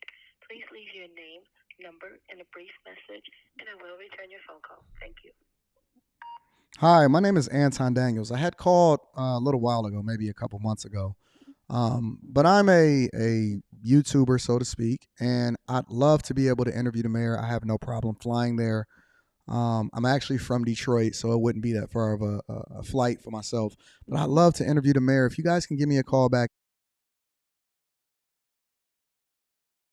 it would be greatly appreciated. Thank you so much. I'll be looking forward for your phone call. Have a good day.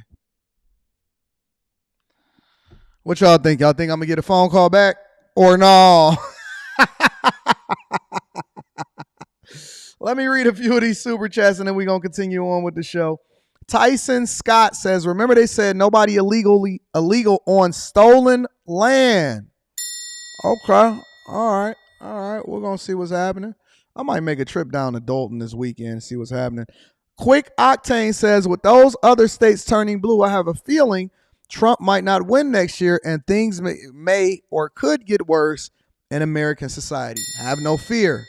Have no fear. This is an opportunity for you guys to mobilize because you see what's happening out here in these streets. 187 says she's a queen pin intimidation at best, but we can't substantiate that. The only thing that we can do is, to make sure that everybody is we just report the facts so we can have a conversation based off of what we reported.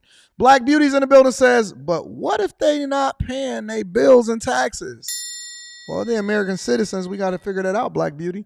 Glue Guys in the building said, the mayor of Riverdale, another majority black Chicago suburb, has been indicted for taking kickbacks. All right, we got to go ahead and make sure we address that. Y'all send that. Why y'all ain't sent that to me in my email? Why y'all ain't sent that to me in my email? You saying the mayor of Riverdale has been indicted? Sheesh. Thank you for giving me a little bit of insight. I'm going to go ahead and research that. Next Level MF says, come holla at me, phone on them. You know what I'm saying? You better holla at me. Niggas might be jealous because they messing with that bro. They tried to play a hate, but they can't shake us though. You better holla at me. Shout out to Pac. Jada's first love. JoJo, I ain't seen JoJo in a long time. Shout out to JoJo. JoJo says, hi family, miss y'all, praying you all doing well. Anton, is it okay if I email you about SWE internships and how to network? Of course you can email me at antondaniels413@gmail.com. Shout out to JoJo in the building. I ain't seen JoJo in a minute. Shout out to JoJo. Humberto Ramos says, pull up, son. We outside in this B. You know what I'm saying? Shout out to you. Also, Bag for Bag is in the building. Says, these blue cities giving Ringley brothers a run for their money. A whole circus out here in these streets. Yeah. We gonna run it up. All right, listen, I'm going to continue to read Super Chats throughout the show. Let's get into the money, all right? We got to get into the money. WeWork.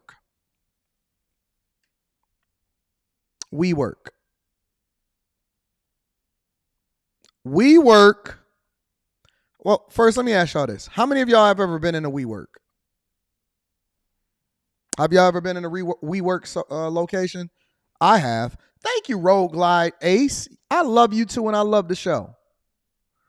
Have y'all ever been to a WeWork location? I have. WeWork is an organization that is all across the country. And basically what it is it's a business that allows for you to be able to work outside the office. Now that sounds crazy considering that we just came out of a pandemic, right? Their business model had to be hit hard. I've even seen people try to copy WeWork's thing or their business model on a much smaller scale within their city. I knew that WeWork was dead a long time ago. I knew that WeWork was going to zero a long time ago. Let's explore it because they've recently filed for bankruptcy. This is the Wall Street Journal's take on it. WeWork has recently filed for bankruptcy and basically became a penny stock. WeWork, once a venture capital darling, has filed for Chapter 11 bankruptcy. The filing marks a stunning reversal for the desk rental giant that was once valued at $47 billion. WeWork was the poster child of the unsustainable startup frenzy of the 2010s. I agree. A rise and fall so dramatic, it was characterized in an Apple TV series. Shout out to Stanley. I appreciate you. The smart guy? And Jocelyn. Crazy guy. Jocelyn. Wait. What is that? Is that an ad? Oh, no, that's not an ad. I thought that was an ad. Shout out to everybody that's just now viewing the show for the first time. I appreciate y'all for tapping in. Are you crazy enough? I may be. Here's how WeWork went from being one of the country's most valuable startups to a bankrupt penny stock, now worth a fraction of its peak value. Could you imagine a stock going from $44 billion or a company going from $44 billion valuation all the way down to the $400 million, maybe even a $44 million valuation?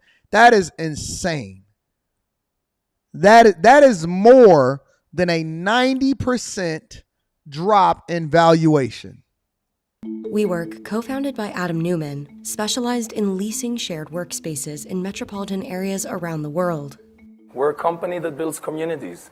We have our mission, our main thing that we do is curate and create culture. WeWork was founded in 2010, right after the global financial crisis, and it basically seized on this casualization of the workforce that was emerging after that. WeWork raked in funding from a roster of major investors, from venture capital. Look at these investors. Look at the people that then fund a lot of these startups and participate in the early IPOs of some of these darling companies. From a roster of major Japanese, Chinese companies, JP Morgan and Chase, Goldman Sachs, Benchmark, T. Rowe Price, Fidelity Investments. All of these companies are participating in the success or failure of these companies, which basically tells you that they are not the smartest ones in the rooms either. They're just speculators in the same way that a lot of these other people are speculators also. Investors, from venture capital firm Benchmark Capital to banks like JP Morgan and Goldman Sachs. The founder, Adam Neumann, was able to convince all of these people that WeWork was a disruptive tech company that was going to do to the office market what Facebook did to sort of social media and what Uber did to super chat shortly. Transportation. They ended up raising over $10 billion for what was effectively a real estate company worth a lot less than $10 billion. In 2019, WeWork hit a peak valuation of $47 billion That's crazy. And took steps towards an initial public offering. So in 2019, let's break this down. A lot of people are not familiar with IPOs. An initial public offering is a company that is valued by the banks at a specific amount, and they're looking to go public, right? A privately owned company that has a lot of different investors, as a part of the early process or the early IPO or the early investment process. And in 2019, now let's remember, 2019 was right before the pandemic. Valued at $47 billion. That's the private market valuation of WeWork, and IPOing of it then makes everybody rich. It's supposed to make everybody rich. A lot of times y'all go to work at these startups or you go to work at these companies that is not IPO'd yet, and the compensation package is much lower, but the stock options are much higher. And why they do that is they incentivize you to then do that because they can't necessarily pay you as much as some of these other companies, the Googles, the Facebooks, the Meta, the Teslas, the Fords, whatever it is that you work for. You then make an investment in that company hoping that they become successful and eventually IPO so that you can then convert the shares that they give you. That's the other version of the compensation that then comes along with it. They give you shares that eventually make you rich, right? The early developers of Facebook, the early developers of Tesla, the early employees of these companies, the early employees of Apple, they get so many specific shares that eventually, hopefully, will then translate into becoming very, very rich, becoming instant millionaires. And that's why a lot of people moved over to and work for or have signed up for a lot of these companies throughout the years, all through the 2000s, 2010s, and so on and so forth, because eventually it will make you filthy, filthy rich once these companies IPO. And that's the appeal. That's the pitch that they then give to people. An initial public offering. At the time, the private tech startups were seen as this really sort of powerful engine of the future economy, and there was a lot of optimism about them. So they get ready to go public and sort of reveal their numbers to the world, and people kind of wake up. While WeWork's revenue was growing, so were its expenses. Despite raking in billions in funding, WeWork had yet to announce a profit since its founding in 2010. You know what other companies have problems becoming profitable? The Ubers, the Lyfts. There's a lot of companies. Back then, one of the reasons why I was very low on Tesla when they first started coming to prominence and everybody was jumping on a bandwagon is because I didn't see the profitability, but I also didn't understand it to the point to where I seen the vision of Tesla actually being a technology company, because I was sliding them against the Toyotas, the General Motors, the Fords, all of that, right? I envisioned Tesla as a manufacturing company of cars. I did not look at them as a technology company. So what happened was when Tesla was largely unprofitable all throughout the years, all the way leading up to they're now turning a healthy profit. And not only are they turning a healthy profit, but they also have higher margins, much higher margins, and able to drive out the costs of the manufacturing process, which allows for them to be a lot more profitable per vehicle sold. And then also on top of that, them being a technology company, meaning that they spent a lot of money building out the infrastructure. They've spent a lot of money building out the Tesla superchargers to now get widespread adoption. They spent a lot of money on software engineering instead of spending a lot of money on manufacturing, right? My point is this. There's some companies that you can justify them not necessarily driving profitability into the company as far as that, but instead they're focusing on growth. Amazon for over 10 years had very low margins and had almost no profitability before they became the juggernaut that they are today. And now what drives the profitability of the company is Amazon Web Services, right? But they were more focused on growth. So all of the money that was made from the company was then even put back into the company to continue to expand that company. And they largely used shareholders and IPOing in order to continue to grow the company. When you look at a company like a WeWork, for example, right?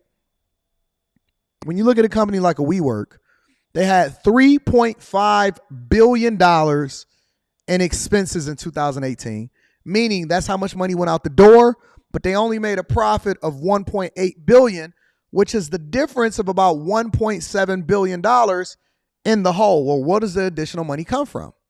The additional money comes from investors, because the investors are now focused on you growing, and then they're hoping for you to turn a profit, but for the market to also see the value that they see in you, which would then translate into the stock price. So when you IPO, or you have an initial public offering, it is you basically going public, and then that translating into the valuation of the company. What's the valuation of a company?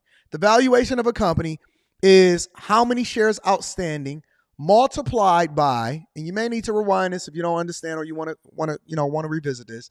It's the total shares of the company multiplied by the value of each share. So if you have a $50 per share,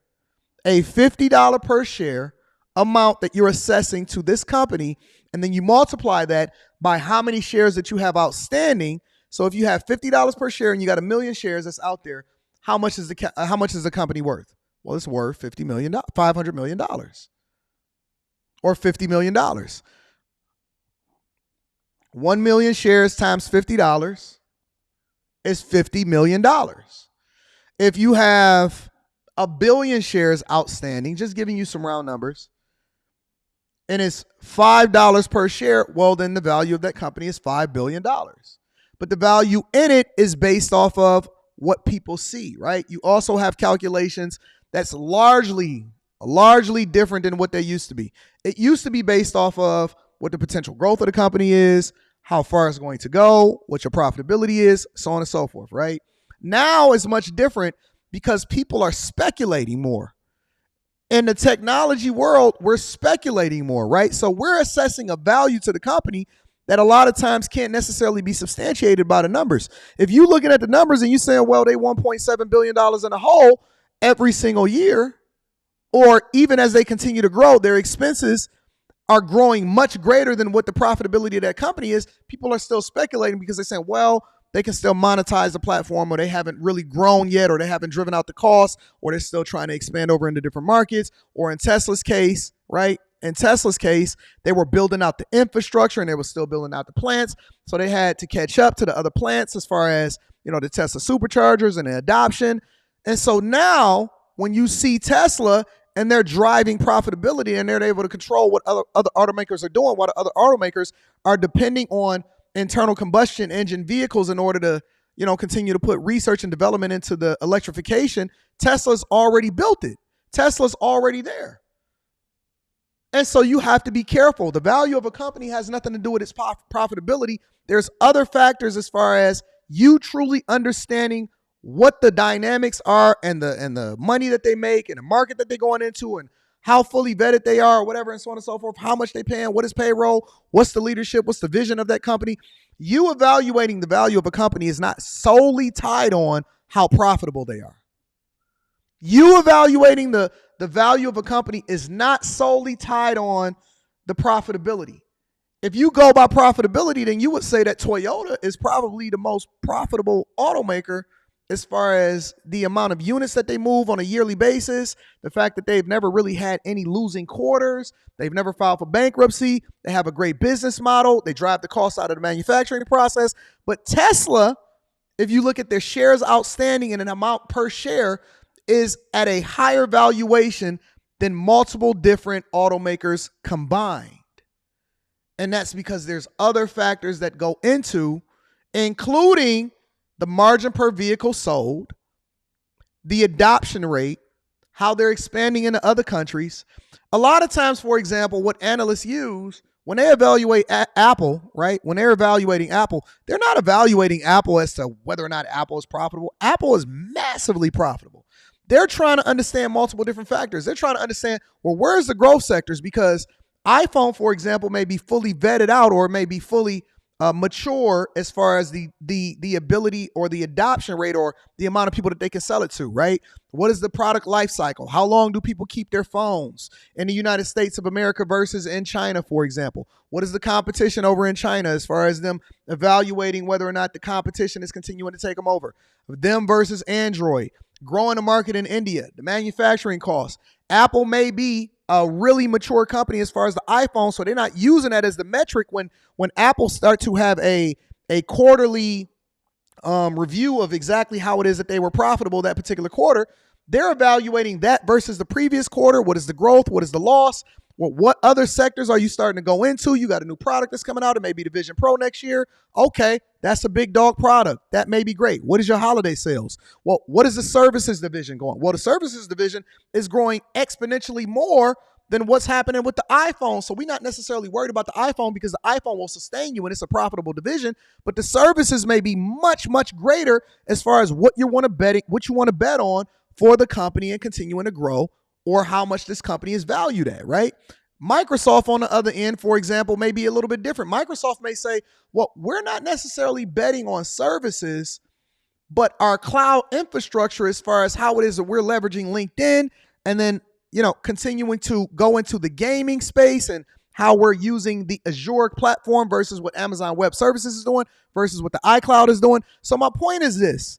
When you guys are looking at these stocks to be able to invest in, or you're looking at a company that you otherwise wouldn't have had access to, which is basically what the stock market is. Don't look at the stock market as a day trader. Don't look at it from that perspective. Look at it from a 10 to 15 year view, but then deep dive into it, understand every single factor and compare it to what yesteryear was 10 years ago, 20 years ago, 30 years ago. Study those financial reports, study the quarterly earnings, study the growth, study how the company is then pivoting, study the management, study the sectors that they're growing in as far as their particular business, understand the woes or the headwinds that they may be facing as far as semiconductor chip shortages, right? So you're looking at these auto companies and the semiconductor chip shortage may affect them because they're more technologically advanced and they're depending on other companies or the CHIPS Act or certain things that may be introduced in legislature or the infrastructure, right?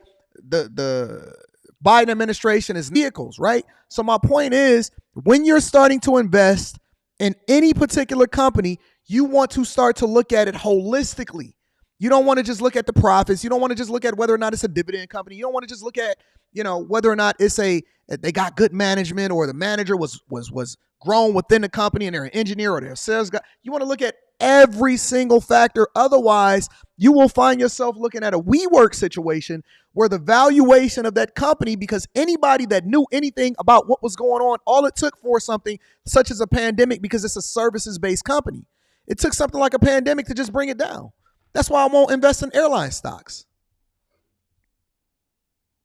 I won't invest in airline stocks at all. You know why? It's not that airlines are not profitable right now, but the first thing somebody taps into or somebody cuts off when they're having a problem, whether it was 9/11, whether it's a crash in the economy, whether Airbnbs is going bad, interest rates is too high, anything that's happening, right?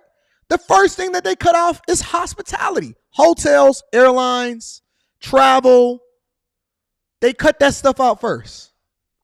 And so my investment philosophy, and I'm going to do a live stream next week, but I got to first post the Invest in Your Business information inside of the Patreon. If y'all not Patreon members, if y'all not bag chasers, if y'all not meeting me in person, if y'all not doing the thing that's in your own best interest, if you're taking your investment advice from people that truly do not understand or cannot break it down to you from a C-student's perspective, then you are really missing out.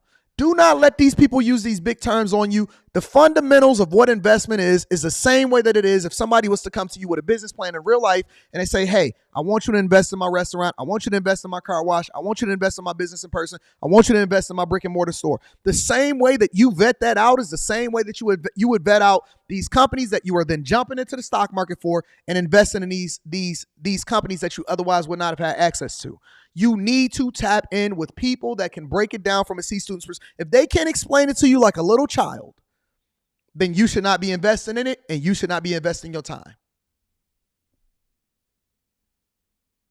If they can't explain it to you like a baby, like a C-student, and they're just throwing out these terms, when I ask somebody to explain to me why they invested in cryptocurrency or Bitcoin, it's not that it's a good or a bad investment. It's that I need you to help me to understand why it makes sense. Otherwise, I'm not investing in something that don't make sense to me. WeWork is a victim, or they're the beneficiaries because a lot of people made a lot of money from it. WeWork is the victim or the beneficiary of people's ignorance.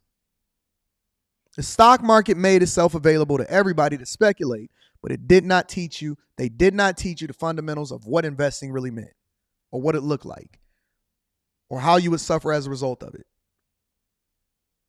or how you can benefit as a result of it, because it's always going to be a winner or a loser.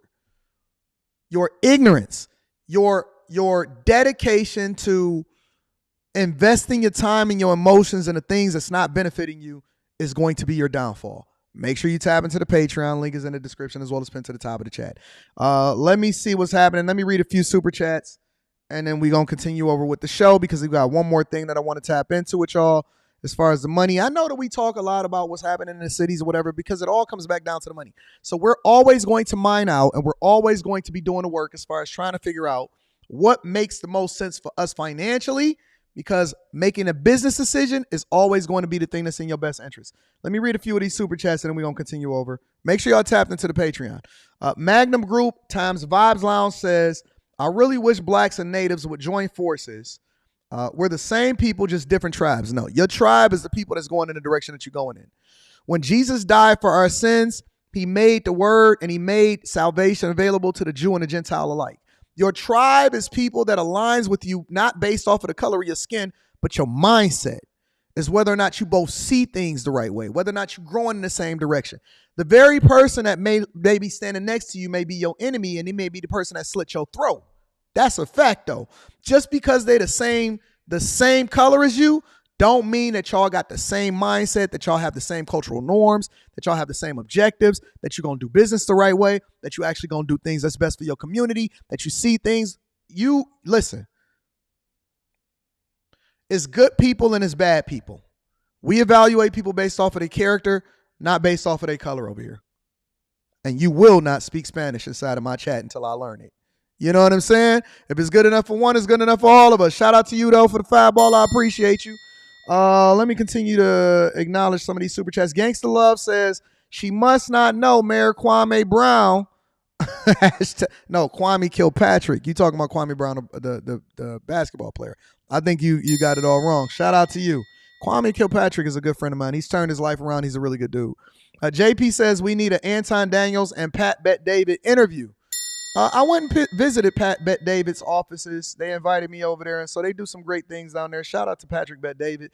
Ray Brinson said, I appreciate the knowledge. I have been a bag chaser for months. Make sure y'all tap into the Patreon. Link is in the description as well as pinned to the top of the chat. We doing some great things. All right, so let me just share this last thing with y'all. The Target CEO is saying shoppers are pulling back. Make sure y'all hit a like for the algorithm. If you have not already, make sure you subscribe to the channel. Let's get it popping. Target CEO Brian Cornell sat down for his first television interview since March to talk about some of the challenges facing the retailer. Everything from the backlash around Pride Month merchandise and messaging to the crunch that consumers are still feeling from high inflation. We started with what Cornell learns from shoppers' behavior. They're managing that budget really carefully, and it's certainly pressuring discretionary spending. Meaning they're buying less stuff. They're buying less stuff, even within food and beverage. Again, we look at overall retail spending, just look at the top line, you say, all right, a really healthy consumer, and they are spending. But even in food and beverage categories, over the last few quarters, the units, the number of items they're buying has been declining. So they're even tightening up their spending in those categories. But here's the question that I want you guys to ask yourself as you're observing the CEO of Target communicate these things to you. This is what I want y'all to ask yourself. Are consumers pulling back from spending because they don't necessarily care for Target anymore? Or are they pulling back from spending because they can't afford to buy the things that they used to buy anymore? Or is it a combination of both? Because people, let's be clear, people did not forget that Target was out here selling them sassy swimsuits. And they didn't forget the stance that you took as a CEO before you took it down around the same time that the Bud Light controversy was going on. People did not forget. So is it a combination or is it one or the other? Are people pulling back because they can't afford to buy some of the same things that they were buying? Or are people pulling back from shopping at Target specifically because they did not forget what the stance is that you took when that whole controversy was going on? Ask yourself that question. Let's continue to continue to mine this out. We've seen 7 consecutive quarters of both dollars and units declining. So you're buying less apparel, less items for your home, fewer toys. You're seeing some of the pressure in those categories. Now, those cycles are going to change, and you've been reporting about categories like toys, seeing pretty significant declines. But the other trend we are seeing, and we've seen really for several years now, is the American consumer is enjoying those seasonal moments, whether it's Halloween or the summer moments, going back to Mother's Day and Father's Day. They're still enjoying those moments, and they keep looking for newness. So he's basically saying that modern women is by themselves nowadays.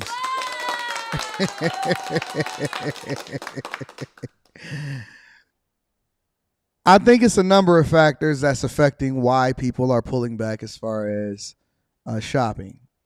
And when you stop giving free money and people have to start paying back their student loans and they have to start paying bills for themselves, or they go through a life event, or they're not making as much money because the dollar don't stretch as much, or everybody is striking at the same time. Retailers that's depending solely on people coming into the store in order to buy their merchandise or buy their products are going to suffer. Target at one point was also, or they were actually a darling as far as their stock price and their innovative ideas and then moving into online shopping and picking up, especially during the pandemic. I remember down like 2018, 2019, 2021, 22, Target was largely considered a darling and their stock price was actually shooting up. They were championing and celebrating their CEO for innovating and becoming an alternative to Amazon and Walmart. Now, consumers are price conscious. And so what you see happening along with that is, A, they start to criticize what you stand for as a company because they're more critical of where they're spending their dollars. And then B, they also have to take an assessment of how you've marketed yourself. Well, what does marketing have to do with this conversation of people reserving how much money that they're spending at Target specifically? Well, we know that money that's being spent at Walmart is up, though, because 1 out of every 4 people, 25.2% of people buy groceries from Walmart. That is a fact. Aldi is adding over 100 stores a year.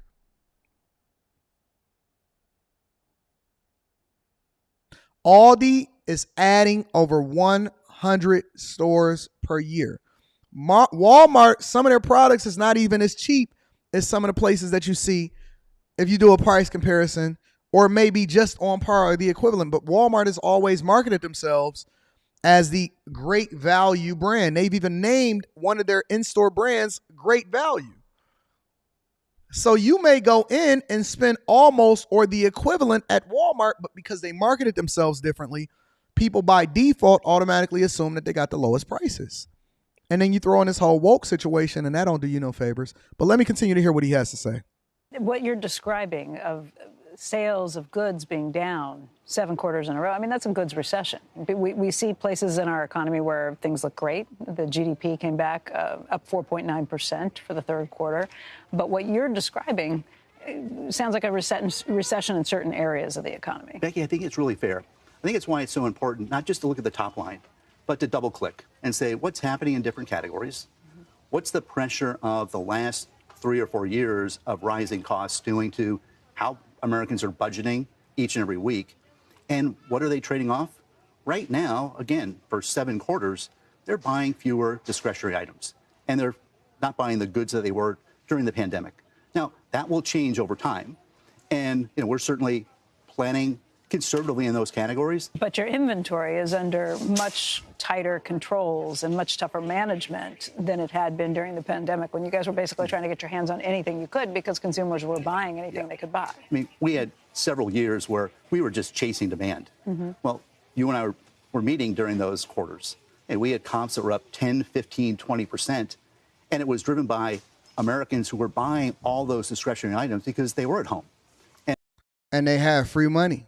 And they had stimulus checks, and they had PPP loans, and everybody was busting down and getting to the bag, and people were buying things that they did not need just because they could, and they was getting that free money. And so when I was warning people during that time, hey, you need to be a little bit more conservative, you need to be a little bit more careful, the retailers were chasing you down with the deals, and then Klarna, Afterpay, PayPal, all of these companies continue to explode because you was even financing things. And you also got to take into consideration the circumstances of people. Well, Anton, what do you mean the circumstances? Student loan payments got paused. Student loan payments got paused. Hello?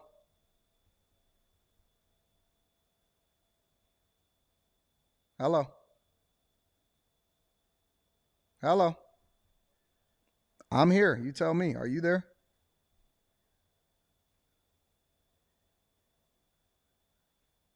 So you want a donation?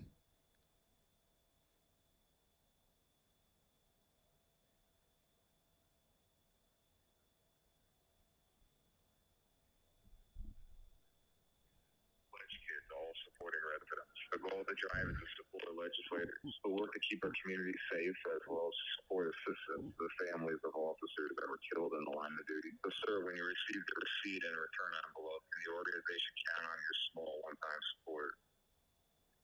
Is this a script, or are you like tell me as a human being what am I pledging to?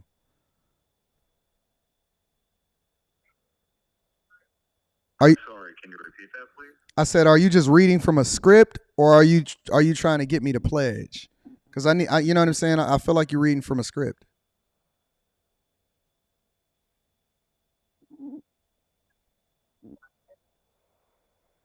Are you there?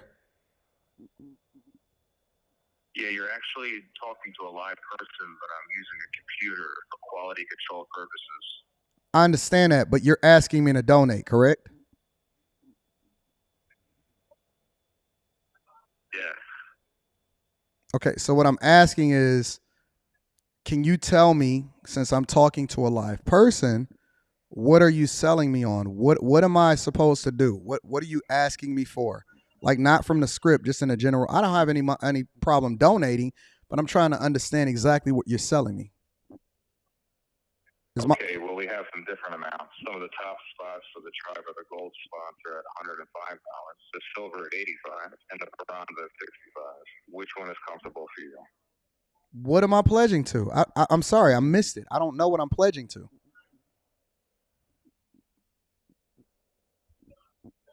I'm sorry, can you repeat that, please? I need y'all to take sales classes. I need y'all to take sales classes. I have no problem pledging. I love being sold.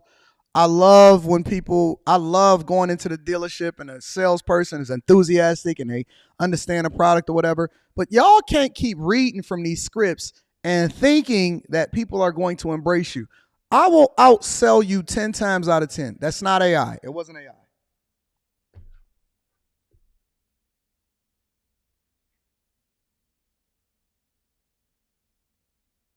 That was the most horrible sales pitch that I've ever heard in my entire life.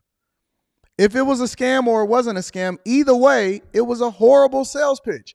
Listen, you know why I don't think it was a scam? Because scammers can sell much better than that. Scammers can sell way better than that. Way better than that. They're enthusiastic. They telling you that your car's extended warranty is expired. The whole 9 yards. That was not a sales pitch. That was a horrible sales call. Horrible. And I don't know where y'all getting these people from. I have no idea where y'all getting these people from. And they were entertaining their families, and they were decorating their homes and buying things for the outdoors and leaning into toys. I need to teach y'all how to sell. Well, we knew that wasn't going to go on forever. We certainly had some inventory challenges that we addressed last year, and we've taken a much more conservative approach in planning inventory this year. But we're going to lean into those big seasonal moments and play to win when we know the consumer is looking for something that's new, looking for affordability, looking for that special item for the holiday season. Let's talk about something that you have been on the forefront, theft when it comes to the stores. You can call this shrinkage, you can call it whatever it is, but what it really is organized criminal theft rings that are coming through. This is affecting every retailer. I think. If y'all want me to do a sales class inside of the Patreon, I have no problem doing so. Just let me know. $112 billion that it was assumed to cost retail overall last year. But you've been, I think, the most vocal critic of what's happening and saying that something needs to be done. We walk around the stores and you'll see that there are now signs that say you can't check out more than 10 items. You see some items that are locked behind glass and you have to wave your hand over to bring someone over to come get things open. You've taken a lot of steps to combat this, but where does the problem stand right now? Yeah. Well, one, Becky, we felt the need to use our voice to elevate awareness around this topic. Cap. He's given the politically correct answer. The problem is that he tired of y'all stealing, and they taking steps to invest in theft technology or something else to prevent y'all from being able to take stuff off the stores because y'all driving up the prices and you driving down the profitability. That's the real answer. Listen, he's talking about we're using our voices to bring awareness. No, let me tell you something. A thief don't care about how aware you are at all. That's all cap. That's political speak. The reality is this. They can't have that stores in the wrong places anymore. People stealing. They trying to move online, have more e-commerce.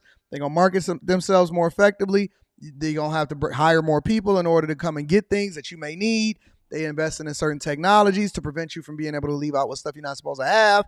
That's what's really happening. They haven't solved for the problem. There's no one approach to it. I would be a very good public representative for these companies because I'm going to just tell y'all the truth. So, Anton, what is the problem with theft? Listen, I'm going to just tell you, Becky, we got a problem with people over here stealing.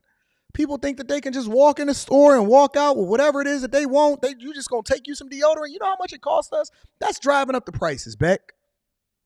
Yo, B, that's driving up the prices.